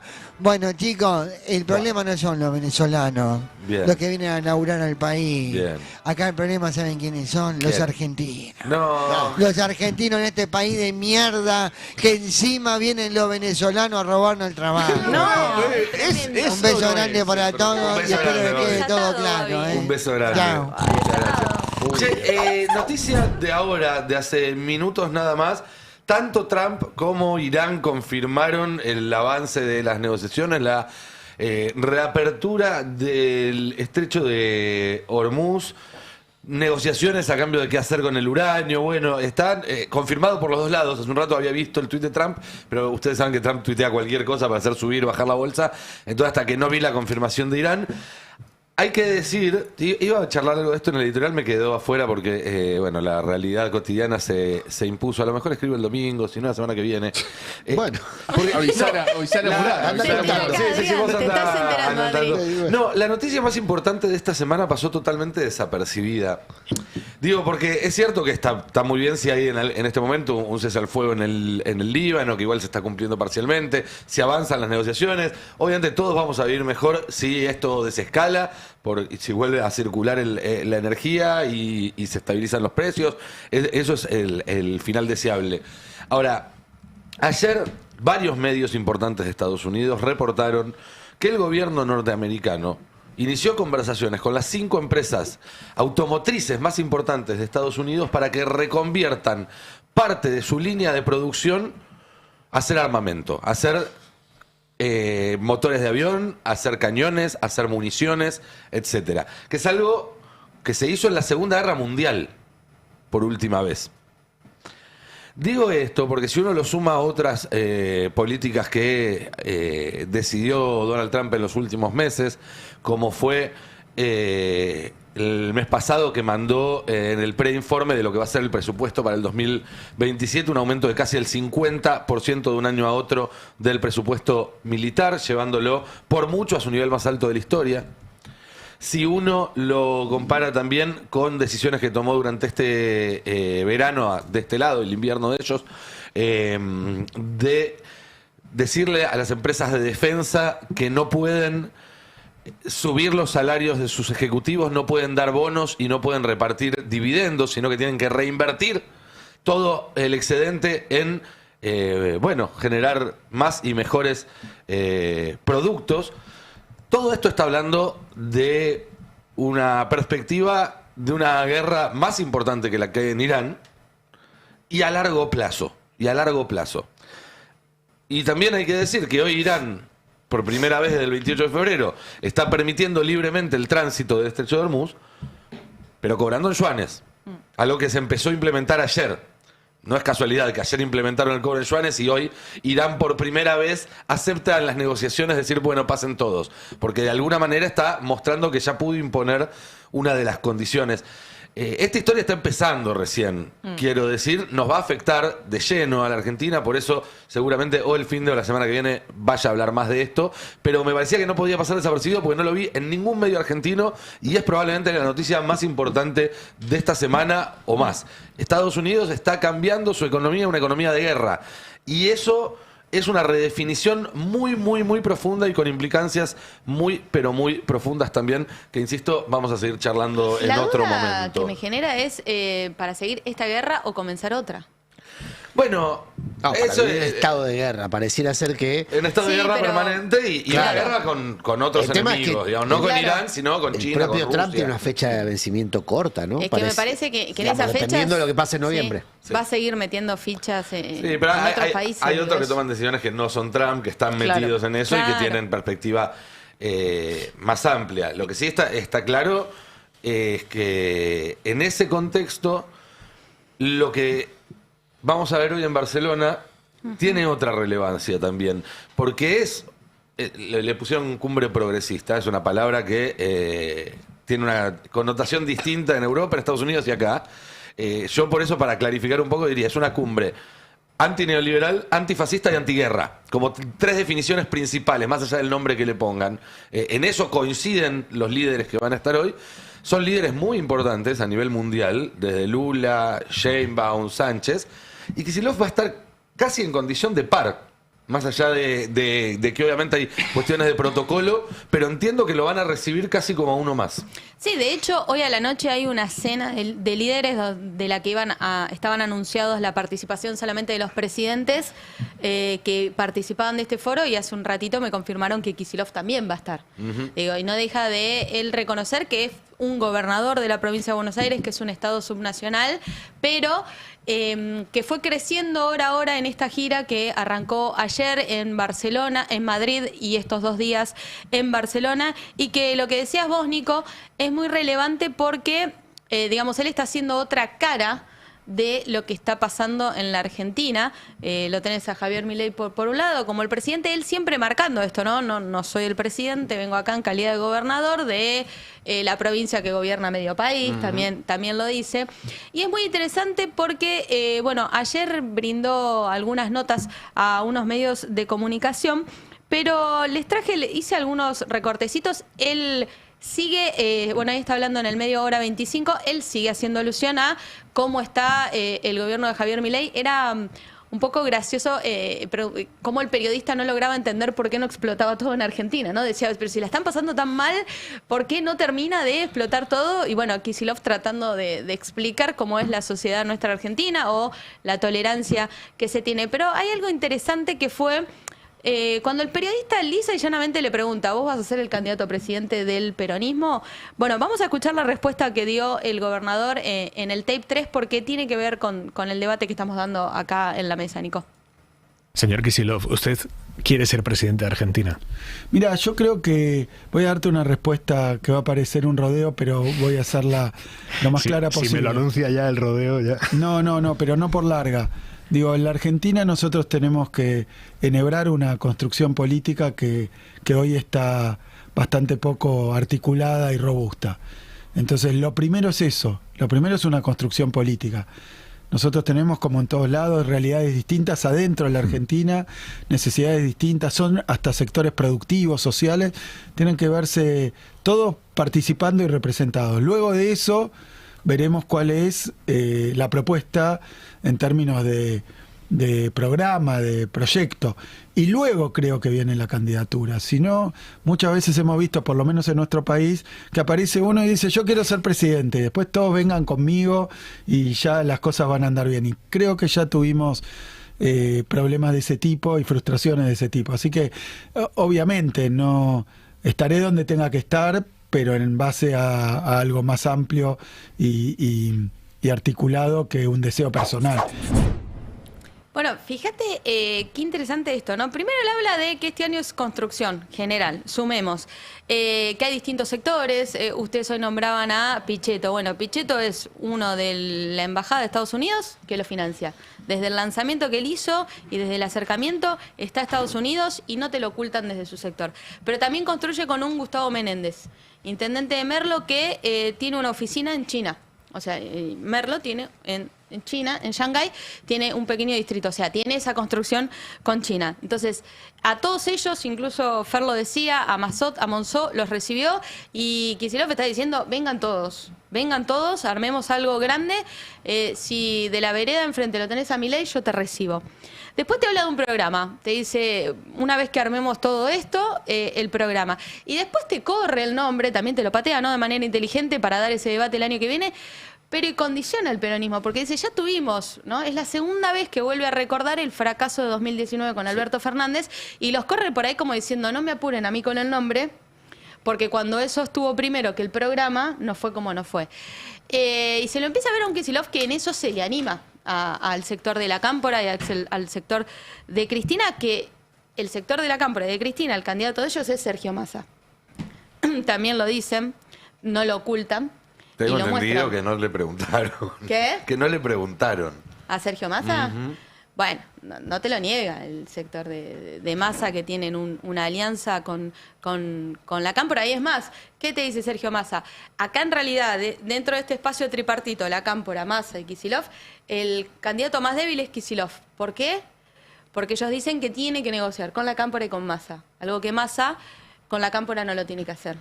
Y se lleva el papel o el concepto de unidad, se lo lleva Massa.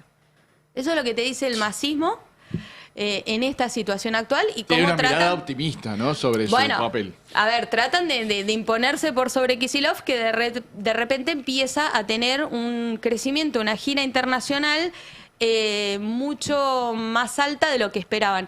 ¿Qué es lo importante para el gobierno de Kicillof, que ahora está en España? O sea, ¿qué fueron a buscar allá y qué es lo que se quieren traer? Ayer tuvieron un café con empresarios que tienen compañías radicadas en la provincia de Buenos Aires. Lo que hablaron ahí pidieron reserva con los nombres, pidieron reservas con las empresas por algún vuelto que le pueda dar el gobierno libertario. Estaban preocupados por la situación, ven una esperanza en el 2027, es decir, un cambio de rumbo de gobierno. Y lo que plantea Kicillof también de manera fundamental, y se empieza a llevar una bandera que siempre fue pura y exclusiva de Cristina, es la recuperación de YPF, ¿no? A partir de ahí es que él ve otra estrategia, otra forma de apuntar hacia la Argentina. Y es algo que también lo está diciendo allá en Europa todo el tiempo. Él considera, está haciendo como un análisis un poco internacional de lo que está pasando, se permite mostrarse esa parte, y él dice, bueno, vamos camino o a un mundo bipolar como fue la Guerra Fría, o tenemos la oportunidad de que sea un mundo multipolar, y nosotros desde América Latina ser uno de los protagonistas junto con Europa, ¿no? Está buscando una alianza ahí en Europa para posicionarse de otra manera frente a lo que es Estados Unidos y China. Pero se lo está viviendo, está sorprendiendo con alguna de estas declaraciones o con esta agenda. Es la primera vez que sale de la provincia de Buenos Aires 3 días seguidos, desde 2019 que gobierna. Las veces que fue a Brasil fue y vino en el día, no se entiende por qué hace esas cosas, pero acá... ¿Cómo estaban España... enojados ayer en La Nación Más y todo? Porque Hay había algo viajado un día. Sí, hay algo que está Sí. muy claro, y esto te lo dicen desde el equipo del gobernador, seguramente a vos también te lo dijeron, que es que en estos viajes, a Europa, uno que tiene previsto para noviembre a China y otros que hará en el marco de crecimiento como candidato, seguro antes de las elecciones, porque un candidato presidencial viaja, que él, como además de candidato va a ser gobernador, va a tener siempre una agenda dual. Él no quiere... la comparación es Milei, que va a participar de entregas de premios, de actitos y demás, pero no genera ningún tipo de gestión para el país. Él dice, a cada lugar al que vaya quiere volver con un anuncio para la provincia. Sí. Y además... Obviamente la foto con líderes, toda la construcción del candidato, pero que en ningún momento quiere que parezca que es solo candidato y no gobernador de la provincia de Buenos Aires. Por eso lo que más me remarcaban como hasta tanto más importante que alguna foto con algún presidente era el encuentro con los empresarios, el café. Sí. Hoy tenía la primera... Para te algo más de la agenda de ayer antes de pasar a lo de hoy. Se estuvo con Yolanda Díaz, que es la vicepresidenta segunda del gobierno español, es la líder o la principal referenta de Sumar, que vendría a ser como el sector, el socio por izquierda del PSOE en el oficialismo, pero además es exministra de Trabajo, y como ministra de Trabajo fue la impulsora de una reforma laboral progresiva a favor de los trabajadores, muy exitosa en España, y que es uno de los motivos por los cuales Sánchez sigue siendo presidente, porque tuvo la principal suba de salario mínimo de Europa en el último lustro, porque se redujo la cantidad de horas de trabajo, porque los trabajadores de plataforma pasaron a tener más protección y más derechos sin que eso significara, como te dicen acá, no, se van a ir todas las plataformas, no va a quedar delivery ni nada. Entonces, tengo entendido que en la charla también hubo, muy superficialmente, porque fue una primera reunión, pero la idea de ir tomando esa experiencia española quizás como modelo para aplicar acá una reforma si gana el peronismo. Sí, de hecho está teniendo muchos gestos, digamos, a ver, él replica todo esto en sus redes sociales, en los comunicados, pero también está teniendo esa réplica del otro lado de los gobiernos y no deja de llamar la atención porque inevitablemente no dejas de ser el gobernador de la provincia más importante, pero ya te miran de otra manera. Por más que él en la entrevista quiera esquivar el concepto de que el nombre no, primero lo otro lo demás, bueno, está parándose como el candidato presidenciable del peronismo. De hecho, en la entrevista le preguntaban quién va a ser el candidato por la izquierda y él explicaba que acá en Argentina la izquierda es otro tipo de partido político, que en realidad dentro del el peronismo era el movimiento más amplio y mayoritario y el que más posibilidades tenía de enfrentarse a Javier Milei el año que viene. Hoy tenía una charla ahora mismo que se llama Las relaciones entre la Unión Europea y América Latina en tiempo de disrupción en el Foro Progresista. No faltó, ¿por qué? Porque está reunido con Petro. Bien. Con el presidente de Colombia. Hoy a la noche va a tener una cena que era solo para presidentes, logró colarse, digamos, ahí, estuvo muy bien el lobby de Carly Bianco. Lo habrán invitado, sí. No, sí, colarse en el buen sentido, digo, habrá logrado una invitación, pero ayer hubo una cena a Kicillof en honor a él, como se le decía. Así lo presentaron, no es un adjetivo que estoy haciendo yo, en Madrid. Y esta de hoy a la noche era... inicialmente solo de presidentes. Algo pasó, algo cambió en estas horas que sí aparece Axel Kicillof ahí. Quien lo está acompañando es el ministro de Gobierno, Carlos Bianco, y también Cecilia Nicolini, que es otra asesora en materia internacional. No sabía que estaba Cecilia Nicolini. Sí, se incorporó ahora. Sí, se incorporó. Y Jessica Rey. Fue una comitiva de no más de 10 personas, porque ayer, Fer, vos hablabas de que lo criticaban por la cantidad de gente que llevó. Estamos hablando ahí de 4 dirigentes, calculo 2 más del equipo de comunicación, porque están mandando mucho material, y alguna seguridad privada y no mucho más. Un viaje que hizo escala, ¿no? Hoy hablábamos fuera del aire eso, se fue y vuelve el sábado a la noche. Pero es bastante interesante esto que está haciendo y que hoy a la noche, bueno, ahí sí ya calculo que se vendrá una de las fotos más importantes, que la que está buscando él es con Pedro Sánchez. Sí. Y bueno, también va a estar Lula da Silva, pero esa es una foto mucho más Claudia cercana. Sheinbaum también, y Claudia Sheinbaum es otra. Es una figurita difícil en la política internacional. Sí. Los presidentes mexicanos a España? Viajan poco y... Ella va a viajar, mira. Sí. Pues, va a viajar y ya tiene además acordado el encuentro con Axel para hoy a la tarde. AMLO no viajó nunca en los 6 años de presidencia. Claro, tienen otra... Bueno, fíjate que Kicillof esta es la primera que sale después de 6 años. Claramente está ya instalado, ¿no? Como una figura. Sí, sin duda. La imagen solo ya lo muestra, ¿no? Con la atención con la que es escuchado. Me parece interesante que encontró esta forma de posponer ese debate del nombre, recordando lo que pasó en 2019, pero con cierta altura, ¿no? Como ahí... Bueno, y él sabe que no hay muchos retadores posibles en la cancha, y eso también le da menos urgencia por definirse, porque ya, digo, es medio la inercia la que lo termina instalando. Él hoy está mucho más instalado que hace un mes, y no es que él hizo algo para hacerlo, sino que simplemente hubo algunas fichas de dominó que fueron cayendo, algunas organizaciones, intendentes, gobernadores. Las encuestas. Y esto que decimos la seguidilla, 24 de marzo, fallo YPF y 2 de abril, y él supo de alguna manera surfear esa ola mejor que otros dirigentes. Te digo 2 cosas. Una, al inicio de su reelección, aún con diálogo con Cristina, creían que era prematuro que él se opusiera tan férreamente a Milei, y eso fue uno de los principales desgastes, porque él se expuso. Acordate de una marcha en enero y Milei había asumido en diciembre, y la encabezó. Sí. Entonces ahí fue el primero que se opuso y que hoy le está dando fruto. Y la otra que te quería traer, miren la placa 7, el listado de intendentes. Vieron que el martes hubo una marcha al Ministerio de Economía. Sí. Pero lo interesante que les traje acá es cómo todos los gobernadores enojados con Milei terminan beneficiando a Kicillof. Porque fíjate esto, de Santa Fe, que es Maximiliano Puyaro, 14 intendentes vinieron a acompañarlo. O sea, a una foto en la que sabes que el ¿Del rédito peronismo político... de santafesino o del oficialismo Tenés santafesino? una mixtura. Ah, hay de Tenés todo, una ok. mixtura. Por eso te Bien. digo, fíjate que es una foto que vos sabías que acá el que se iba a ver beneficiado era Kicillof. Y sin embargo, de Santa Fe te mandan a 14 intendentes. Hasta de Córdoba se anima a venir uno solo, pero viene. De Río Negro. Chaco. Claro, Sí, pero... 20 provincias creo que estaban representadas en la foto. 19 de manera presencial y las otras 4 de manera virtual, pero hasta Mendoza, Alfredo Cornejo, te manda, ¿no? De La Rioja, Quintela también lo contamos a él mismo con su presencia.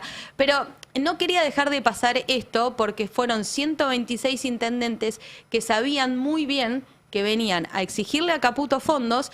Y que fíjate cómo ni Caputo ni Santilli logran desarmar esta convocatoria. Digo, Sí, sí. le entregaba fondos a algunas de estas provincias que son aliadas tuyas y vos bajabas esa convocatoria. Sin duda. Y no pasó. Entonces fíjate cómo Kicillof también en eso construyó y se llevó también esta foto federal, hablando de esto que vos decías, no solo de su gira internacional, sino también de su gestión acá. Por eso yo creo que esta declaración de ayer que estuvieron analizando ayer, ¿no? Lo de Berbisky diciendo Cristina va a apoyar a cualquier candidato que no sea Kicillof, me parece que empieza a ser una estrategia de negociación, ¿no? Porque la verdad que lo que ha hecho Cristina históricamente siempre fue más pragmática de lo que se dice y nunca apuesta a perdedor. Nunca ha apostado a un perdedor por hacerle la oposición a alguien. Yo creo que va a Sí, empezar. incluso en el caso de 2015 ella creía que Scioli ganaba. Sí, Sí, creía que ganaba. siempre. Por eso, a mí me da la sensación que es una declaración para pararse de una posición más de fuerza y tarde o temprano va a tener que haber una negociación. Sí, pero fíjate esto que hablábamos, ¿no? Ella, sí, claro, lo quiere condicionar, ya imponiendo un candidato que no es propio de ella. El Que tema sería decís, claro, que sería Sergio Massa.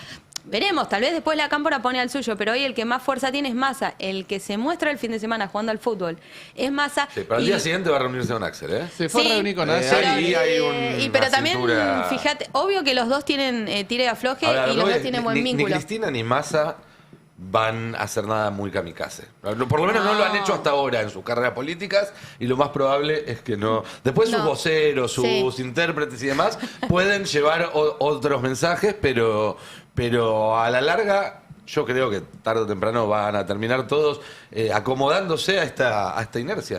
No, eso lo tienen claro todos en el horizonte, que haya paso o no paso, de alguna manera van a ir todos juntos porque si no, las chances de ganar ya está. Pero también otro dato interesante, fueron 51 intendentes de la provincia de Buenos Aires a la marcha con Caputo. Los intendentes que se juntaron a jugar al fútbol con Massa y que son del conurbano, es decir, que están súper cerca de Capital Federal, no estuvieron. Bien. Y no es un dato menor porque son intendentes de peso, intendentes con aspiraciones a ser candidatos a gobernadores, intendentes que hacía más de una semana que sabían de la actividad y que la respuesta que te dicen es hubo cruce de agendas. Clarísimo. Bueno, Fer, ¿no?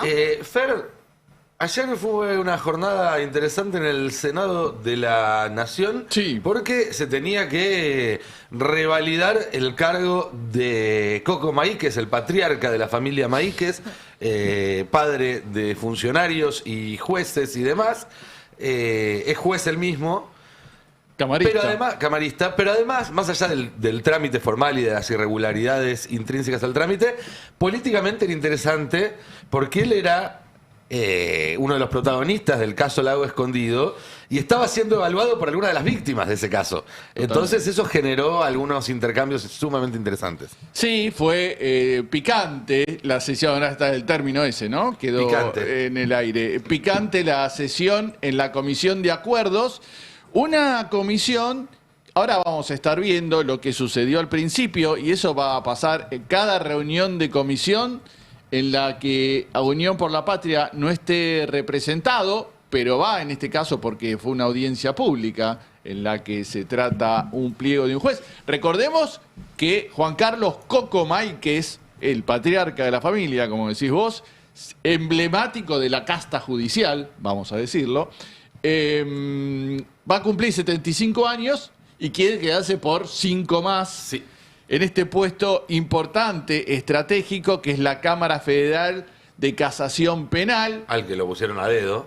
Al que lo puso Mauricio Macri a dedo, eso también se discutió, que él no tuvo un proceso como debe ser por el Consejo de la Magistratura, sino que en aquel momento Macri digitó por decreto varias designaciones para ocupar lugares claves en cámaras. Una fue la de Máiquez, que era camarista, pero en la ciudad de Buenos Aires. Lo puso en este, que es el principal órgano penal de la justicia. Y qué clara la tenía, ¿no? Macri cuando armó una justicia a su imagen y semejanza, y a partir de ahí empezó a digitar todas las causas, ¿no? Y Máiquez es emblemático. Vamos a ver primero el tape 2, en la que Di Tulio le marca esto de que Unión por la Patria no está representada en esa comisión y él como juez lo debería tener en cuenta, y que ella se imaginaba que no sabía de esa situación, sino ni siquiera se hubiera presentado. Nos reímos un poco.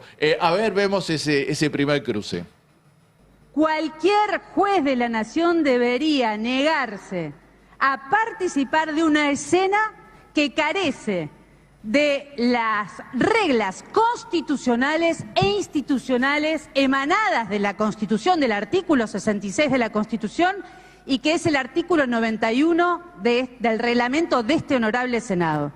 Yo no sé, supongo e imagino que al magistrado no le deben haber contado que este poder, el poder legislativo, está violando la Constitución y el reglamento, y que va a venir a defender su pliego Bullrich, justamente, en un contexto donde la oposición no forma parte de la Comisión de Acuerdos. Lo veo al magistrado por acá, está presente. Le quiero contar que a nosotros nos tocan 6. Bueno, ahí le iba a comentar cómo es la situación. Sabemos lo que ha sucedido. Bullrich inventó una mayoría sumando a todo lo que no es Unión por la Patria. Y dice, nos repartimos la comisión entre nosotros y le dejamos el rezago a Unión por la Patria, inventando un reglamento propio. Dice, Unión por la Patria, nos corresponden 6 en esta comisión por la cantidad de senadores que tenemos, y le da 3. Uno de los senadores de Unión por la Patria dijo, no sé por qué nos dan 3, porque que no nos den nada. Si van a violar el reglamento y van a hacerlo como les parece, no nos den nada.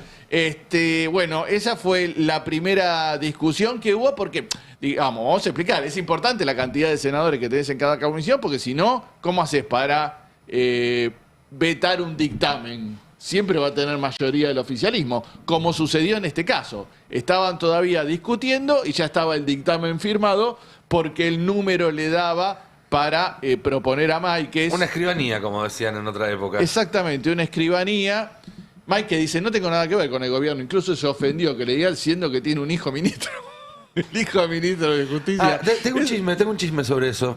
Sí. Pues vieron que el mismo día, además de esto, salió en el boletín oficial que Esteban Máiquez, otro hijo de Coco y hermano de Juan Bautista, asume como jefe de gabinete de asesores en el Ministerio de Justicia ad honorem. Ad honorem.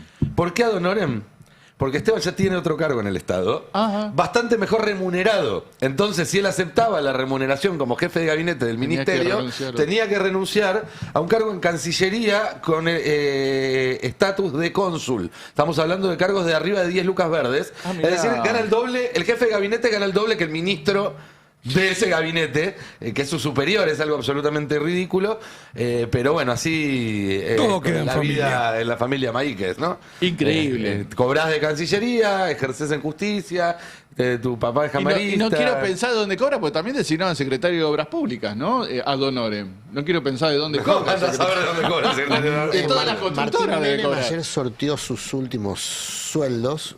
Vale la pregunta también, ¿de qué vive? O sea, ¿De qué emprendimiento? De la venta de servicios para el Banco Nación. Tiene varios emprendimientos, todos cuestionables desde el punto de vista legal y ético. Sí. Ahora, me quedé pensando en el argumento de Juliana y Tulio respecto a la ilegalidad del acto, que es algo que ya escuchamos durante 2 años, ¿no? Tiene razón, pero marche preso en el sentido literal, digamos, Sí. porque la que está presa es Cristina por las ilegalidades de los actos que están convalidados de hecho. ¿Se va a hacer algo frente a esa ilegalidad, además de denunciarlo en cámara? No digo en la Cámara del Senado, en la Cámara de Televisión. ¿Va a haber alguna acción política frente a la ilegalidad de los hechos? Se está consumando la otra ilegalidad. Venció hace 1 hora el plazo, 2 horas, para que el gobierno pague los 2.5 billones de pesos que tiene que pagar por el financiamiento universitario. Comete una ilegalidad manifiesta frente a una orden judicial que incumple y, sin embargo, no veo que haya un celular de culata en la Casa Rosada esperando a Milei o en Olivos para meterlo preso por incumplir una ley. Yo digo, esta cosa medio del partido legalista me suena poco en este estado de cosas. Sí, pero ¿no? lo que pasa es que dado que es la sabe misma pobre. justicia que ahí estás votando la que decide la legalidad de los actos, estás en una Tal verdadera... cual. Por eso digo, va a haber una acción política, porque se supone que Es un gobierno que está advirtiendo abiertamente a través de sus voceros que va a carpetear con información de inteligencia a Tal cual. diputados Tal en cual. 2 semanas cuando vaya el coso.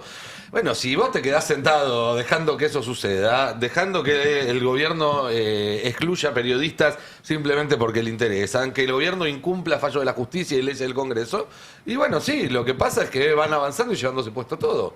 No van a frenar porque un día digan, uy, nos fuimos al carajo. No, hasta que no encuentren lo un pregunto, freno. lo asocia a lo que contaba también Belén de la construcción plural, transversal, amplia. Me estoy preguntando el sentido de todo eso, digamos, ¿no? El sentido práctico de todo eso. Lo entiendo en el sentido electoral, pero pasan más cosas que las elecciones en la vida de las personas, muchas más cosas, mucho más importantes que los Y están procesos vinculados, electorales. porque cuanto más hagas ahora, más chances vas a tener de que te elijan. Por además, eso ¿no digo, es cierto? ¿cuándo conecta todo esto con el que la Sí. está pasando mal? Sí, sí, sí, ¿En te qué entiendo. momento esto empieza a conectar con el que no llega a fin de mes? Me pregunto, ¿no? No, te entiendo. Lo que pasa que hoy está en una situación muy complicada el peronismo. Sí, peor que la que estaba antes de las elecciones pasadas, que ya estaba complicado y la excusa era que estaba complicado. Sí.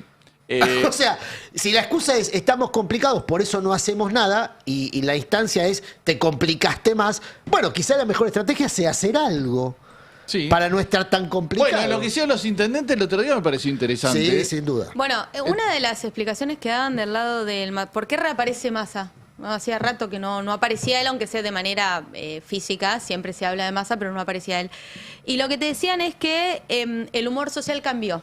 Bueno. Y que ahora que hay bronca, que hay enojo, si vos no salís y te mostrás opositor, terminás siendo cómplice o partícipe No, del gobierno. Macri también está saliendo ahora, justo al mismo Claro. tiempo. Salen Digo, todos. Lijo también está saliendo ahora. Perdón, Ferrer, Dante no te Guerra estaba también. cuestionando a vos. Volvamos No, te al entiendo. Senado. Estaba Sí, preguntándome para sumar- cosas sobre la información que estaba Uno dando. también- Yo sumo cosas ahí a esto. Uno también, todos hacemos los mismos análisis y preguntas, ¿qué es lo que tenés que hacer? ¿Concedes algo y te aliás a un sector del Círculo Rojo, aliado a esta derecha? Yo lo que digo, Queda una Fer, idea es- que te transás un poco para tratar de... Yo digo que mientras ayer había una discusión respecto a la integración de la Comisión de Asuntos Constitucionales, que entre otras cosas determina De acuerdo, sí. la vacancia de los jueces, la vacancia de los jueces, hay un acuerdo para que los 65 pliegos que mandó el gobierno pasen por el Senado con votos del peronismo. Sí. Entonces, ahí es donde yo veo que hay una distancia, una lejanía. La ventaja que tiene la oposición es que pareciera que el gobierno tiene una lejanía todavía mayor de los problemas de la gente. Claro, parece más cercano a la oposición. Y casi que sí. Sí. Quería preguntarle al respecto esto a nuestro recuperado enviado especial a la Casa Rosada, Jonathan Eguiar. ¿Volviste a sentarte en la Rosada? A ver. Hola a todos, buenos días a todos, resucitamos. Mirá que pará. Me voy a acercar, mirá. Mariano Moreno sin nariz te extrañó. Miralo, estamos ahí, Tu vamos a mejor hacer amigo. un homenaje a Mariano Moreno, una especie de selfie. Bueno, acá estamos de vuelta. en la sala de prensa de la Casa Rosada. Perdón por esta desprolijidad. ¿Cuántos días duró la censura? 2 semanas. 2 semanas de censura. Sí, 9 días hábiles estuvimos sin poder entrar. De hecho, hoy me frenaron la puerta y dijeron, usted no puede entrar, insólito. Bueno. La agarró, sí, una persona de Casa Militar, vino una policía a los 2 segundos y le dijo, le palmeó acá en el hombro y le dijo, no, él ya puede entrar. Así que acá estamos adentro. ¿Poder que tenés, Johnny? Escúchame, Johnny, Sí. hay muchas cosas que te quiero preguntar, pero hay una por la que tengo que empezar. Se están tirando con de todo Lilia Lemoine contra el gordo Dan, ahora, en vivo y en directo, en sus redes sociales. ¿Qué está pasando? No, a ver, yo lo contaba un poco ayer en el pase de la tarde. Cayó muy mal las declaraciones de Nicolás Márquez, muy mal cayeron. Ayer Adorni se despertó en Twitter, salió primero a reírse de lo que dijo Nicolás Márquez, después borró ese tuit y lo editó, puso un signo de pregunta. Ahí hay un problema. Nicolás Márquez tiene muy buena relación con Lilia Lemoine, muy buena relación desde muchísimos años.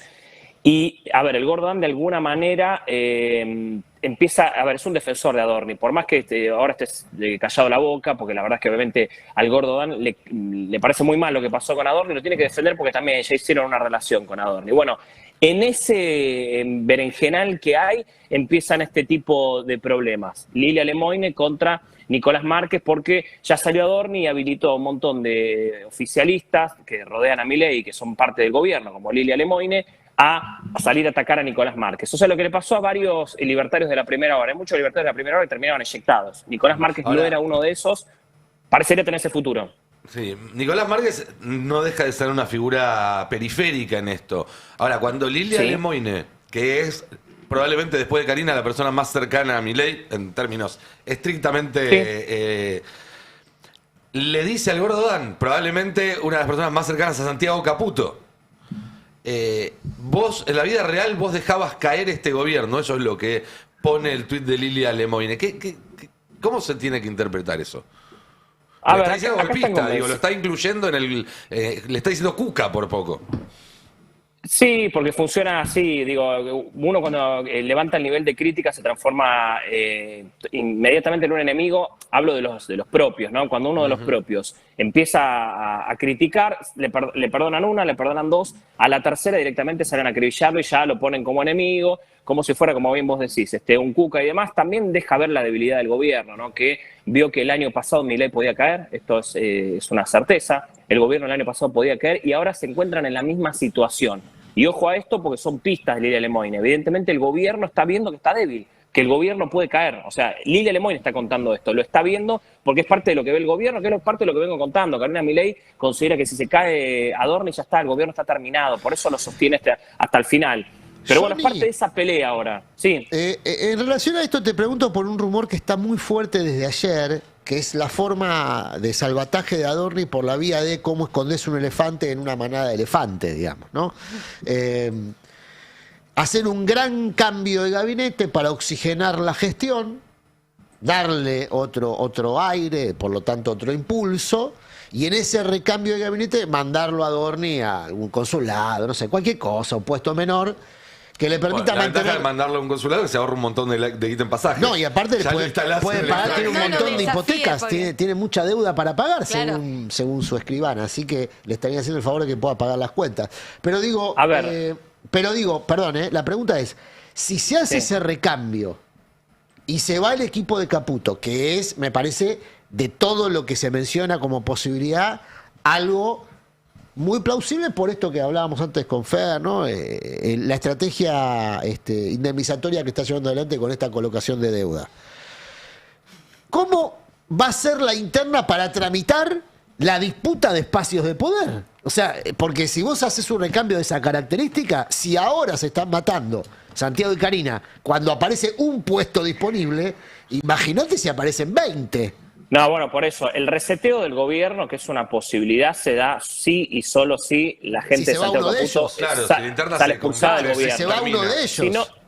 Si no, no hay manera. Por eso no se está resolviendo lo de Adorni. Por eso estamos viendo todos los problemas que hay en la provincia de Buenos Aires, con pareja, con uno, con el otro, con los trolls, con pareja denunciando a los trolls y demás. Si sale eyectado toda la gente de Santiago Caputo, ahí puede haber un reseteo del gobierno más sano de alguna manera. Ese es el dato para mí. O sea, no hay oxigenación posible con Santiago Caputo dentro de la estructura gubernamental. Ahora, si sale Santiago Caputo, hay, no sé, un vínculo directo con la Casa Blanca que va a haber que explicar también. Me parece, ¿no? Bueno, Santiago Caputo viene todos los días operando el vínculo que tiene con la CIA.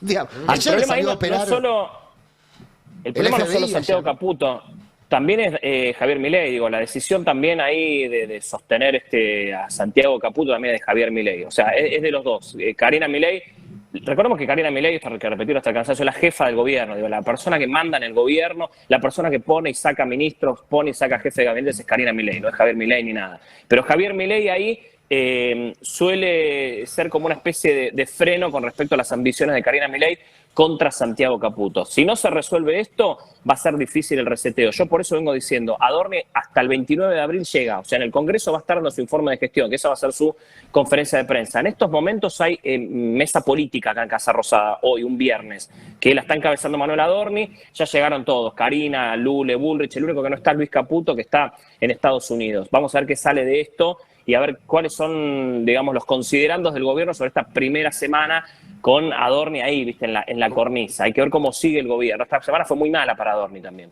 Como regla hay que decir que cuando el gobierno junta la mesa política es porque algún quilombo tiene. No es algo que suceda en tiempos de tranquilidad, la juntada de mesa política. Sí, a ver, se están reuniendo para largar una estrategia de la semana que viene, cómo seguir sosteniendo a Adorni. El plan es sostener a Adorni, correr la agenda, ver qué pasa en los medios, ver qué pasa en la discusión pública, que viene muy mal ahí el gobierno. Por eso van a ver qué sale de esto. ¿Es cierto que Adorni no está ejerciendo de jefe de gabinete estos días? No, que simplemente no está ejerciendo de jefe de gabinete. Está retirado. De hecho, hay problemas de gestión. No, Adorni hace un poco menos de un mes, porque la verdad que esto estalló hace un mes, pero bueno, él se dedicó directamente a su situación judicial hace 2-3 semanas. Está retirado, no es más jefe de gabinete Adorni. O sea, esto hay que repetirlo. Adorni no es más jefe de gabinete. Él puede ser una persona que saca a pasear Karina por diferentes provincias y demás, pero no funciona más como un jefe de gabinete por ahora. Si después se recupera en un mes, no se recupera, él se soluciona su situación judicial, no sabemos de qué manera, tal vez vuelve a ejercer. Hoy está dedicado plenamente a su situación judicial y tratar, obviamente, de... Se congeló. Se congeló. ¿Vos sabés que Petovelo es la que reemplaza a Adorni como jefe de gabinete? ¿Cómo? ¿Tiene la firma, la segunda firma? La segunda firma la tiene Petovelo. Todo queda en confianza. Claro, cuando uno habla de quiénes son los candidatos a suceder a Adorni, nunca la tiene en el radar porque no da el perfil. Pero es la que el gobierno puso como firma para reemplazar a Adorni. Ayer el dispositivo cercano a Petovelo salió a recordar que como ministra echó a un funcionario por comprar una cafetera. También echó a un funcionario por pedir un crédito en el Banco Nación. Eso pasó hace poco. Sacó el comunicado diciendo el PAMI no somos nosotros. Ella está despegándose claramente. La gente que trabaja con ella, por lo tanto le tiene estima, lo que dice es despiadada, es más cruel que Milei en la aplicación del ajuste, es despiadada, es disciplinada en la aplicación del ajuste. Vimos cómo se pudría, por ejemplo, comida para disciplinar a las organizaciones sociales a través del hambre, ¿no? O sea, en eso es cruel y despiadada, pero al mismo tiempo es prusiana en términos éticos. Y ahí marca una distancia, yo creo, con todo ese otro dispositivo que involucra al propio presidente, que son mucho más, para decirlo de manera generosa, gaseosos en términos morales, éticos, ¿no? O líquidos, según Bauman, más líquidos, ¿no? Etéreos. Depende del estado, depende del día. A mí me da la sensación, insisto, que el reemplazo de Adorni en algún momento va a ocurrir, salvo que el gobierno decida hundirse con su jefe de gabinete. Sería un exotismo, ¿no? Sería muy exótico. Hasta ahora es lo que está pasando. Por otro lado hay que decirlo. En algún momento va a ocurrir, pero tienen que tramitar... alguno de los dos se va a tener que ir. Nadie imagina que Karina se va a ir. No, definitivamente. No hay manera. A Caputo, Volvió Johnny. Ahí está. Ahí estamos. No, le decía, a ver, sobre Petovelo. Petovelo, hay una resolución donde si Adorni está de viaje, queda como jefa de gabinete Sandra Petovelo. Petovelo no tiene ganas de A ver, Petovelo, una cosa, le tiene terror a los casos de corrupción. Le tiene terror, ¿eh? Petovelo le tiene terror a los casos de corrupción. Todo esto, Claro, ¿no? claro. Le tiene terror, ya le pasó con el tema alimentos y bueno, nada, hubo escenas de terror en la Quinta de Olivos en esos momentos, cuando sucedió, cuando explotó eso, en los fines de semana fueron terribles con Petovelo, Milei, Karina y demás. Bueno, ¿Quiere ir preso? ¿Es el destino de mucho de este gobierno? Pero ella manifiesta todo el tiempo a quienes se lo preguntan y se la cruzan, le dice, yo no quiero saber nada. La verdad es que la política, estoy bien acá, no sé si quiero ocupar un cargo de ese calibre político. A mí la política no me gusta ayudar a la gente, dice, y no está dispuesta por ahora a asumir como jefa de gabinete. Podría ser una buena síntesis porque tiene buena relación con Karina y con Javier Milei, pero ella por ahora dice, yo no quiero saber nada. Por eso se la descarta a ella. Podría ser una buena opción, pero se la descarta inmediatamente porque ella sola sale y ya se los comunicó también a los Milei a decirle, conmigo no, o sea, yo no quiero saber nada. Para mí el reemplazo de Adorni va a estar lejano. Yo insisto, si hay una compulsa hoy y tengo que hacer una apuesta, Adorni no se va. Va a tratar de llegar a mayo, el plan es llegar a mayo y bueno, a partir de ahí mostrar un número de inflación más bajo, ahí el gobierno tratar de acomodar todo eso, después viene el Mundial y después se verá. Pero digo, el plan pasar abril es previo al plan pasar el Mundial, que es muy lejano el Mundial para el gobierno todavía. Pero yo creo que Adorni no se va. Dice en La Plata, aguante Adorni, aguante, no te vayas Adorni, quédate. Porque parece que cada día que Adorni sigue en su lugar es un favor a la oposición, sin ninguna duda. Es más, no solo cada día que Adorni sigue en su lugar, cada día que se acercan las elecciones del año que viene y Adorni está en su lugar, para ponerlo desde otra perspectiva, es un favor, porque hace que el tema pueda llegar a estirarse y a estar presente en la campaña, un tema que claramente al gobierno no le sirve que se discuta. ¿Qué pasa, Johnny, si hoy el juzgado dispone que Adorni tiene que cubrir con su patrimonio como multa el incumplimiento del fallo que obliga al gobierno a pagar lo que debe en financiamiento universitario? Puede pasar, porque él es el responsable administrativo. No, pero además como cobró la herencia, seguramente tiene fondos para poder afrontar. Sería buenísimo ver de dónde saca la Claro, la porque plata yo digo, para... si ya tiene problema para justificar el blanco Claro. de lo que gastó, imagínate si además le retienen parte de su sueldo, cosa que ya pasó, por ejemplo, en el caso de Riachuelo. Que vaya al Banco Nación, que con funcionarios de la Toto ciudad. dijo que está muy bien sacar préstamos en el Banco Nación. Sí, igual creo que no le Me parece que no es apto crédito porque está sobreendeudado. Sí, claro, está sobreendeudado. Sería muy dudar. irresponsable el gerente que otorgue ese crédito. Todos somos. Hay que ver cómo sale eso. Hay que ver cómo sale eso. El gobierno ya está hablando de que se viene un mes de déficit fiscal, que puede llegar a mostrar un número de déficit fiscal. Si termina abonando esta cifra, que es posible que suceda, son 2.5 billones de pesos. Pero vos decís, es posible que va a pagar lo que debe, porque estamos hablando de plata adeudada por el acumulado que no pagó desde que se sancionó la ley. Y el reconocimiento de un gasto corriente de ahí en adelante también. Bueno, no es que pagás la deuda y te desentendés. Tenés que empezar a cumplir la ley todos los meses. Está claro. Es una posibilidad que el gobierno pague. Es una posibilidad y que tenga algún mes, salga a mostrar un déficit culpando a la oposición y demás. Es muy posible que se relato. El biribiri no importa. El tema es si lo pagan o no lo pagan. Claro. Hoy hay manifestaciones, hoy hay marchas. ¿Qué antecedente además? ¿Qué Digo, marcaría? si el gobierno cree que culpando a la oposición puede desviar la mirada del déficit fiscal, se equivoca, es al revés. Los mercados van a decir, se le terminó el poder político. Claro, sí. Bueno, claro, Johnny, tal cual. Bienvenido nuevamente Gracias, a la Casa del Pueblo. Gracias, como siempre, por tu reporte. Gracias también, compañeros, acá en el piso del Destape y los que están del otro lado del vidrio, que ustedes no los ven, pero son importantísimos y súper valiosos para que este programa salga lo lindo que sale. Nos vamos, ya queda Adrián Murano con sus verdades afiladas. Hoy a las 6 de la tarde arranca Fin. El programa de Gerardo Del Elisi, nuevo programa en la programación del Destape, así que además si pueden suscríbanse al Destape, así seguimos creciendo, seguimos sumando programación y demás. El lunes a las 10 de la mañana estará acá Roberto Navarro, como siempre, para hacer el pase. Que tengan todos un excelente fin de semana. Nos vemos, chau. El Destape 1070. El Destape 1070.